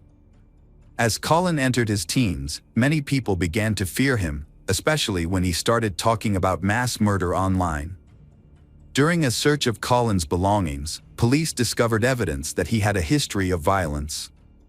Colin had repeatedly threatened to kill others, including writing detailed notes about shooting up classmates. While in school, he was evaluated by a psychiatrist and diagnosed with bipolar disorder, and he was put on medication. At age 16, Colin faced court charges for attempting to build an explosive device, a year before he killed Bodhisattva and Cody. He was placed in juvenile detention and, upon his release, was placed on probation for several months. Prior to the killings, he had stopped taking his bipolar medication. The suspects, Colin McLaughlin, Cameron Thompson, and David Smith, have not confessed to the crime. However, during pre-trial hearings, Colin was identified as the primary perpetrator of the murder and was released on $2 million bail. He faces a potential prison sentence of 111 years. In contrast, David Smith's bail was set at $1 million and he faces up to 81 years in prison for his involvement in the crime. In February 2009, the prosecutor's office announced its intention to pursue the death penalty against Colin, while David and Cameron were likely to receive life sentences. The defense argued that Colin, who suffers from bipolar disorder, should receive treatment instead of being detained or executed. As a result, a psychological evaluation was ordered. In 2010, 2 forensic psychiatrists evaluated Colin and determined that he was mentally sound and aware of his actions at the time of the crime, meaning he was sane and competent to stand trial. Bodhisattva's mother Scherzer believed that the killer should not be executed. She felt that the appropriate punishment would be imprisonment for all 3 criminals so that they could understand the severity of their actions. The case took a long time to resolve, lasting more than 4 years due to discussions about the evidence and the ages of the criminals. It was eventually decided to try the criminals as adults. In 2011, Cameron Thompson reached a deal with the prosecution. He pleaded guilty to manslaughter and attempted robbery. He agreed to testify against his two friends.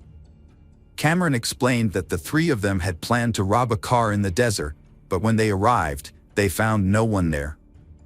Instead, they stumbled upon a party in a nearby bunker. Initially, they asked to join and gain the trust of the teenagers at the party.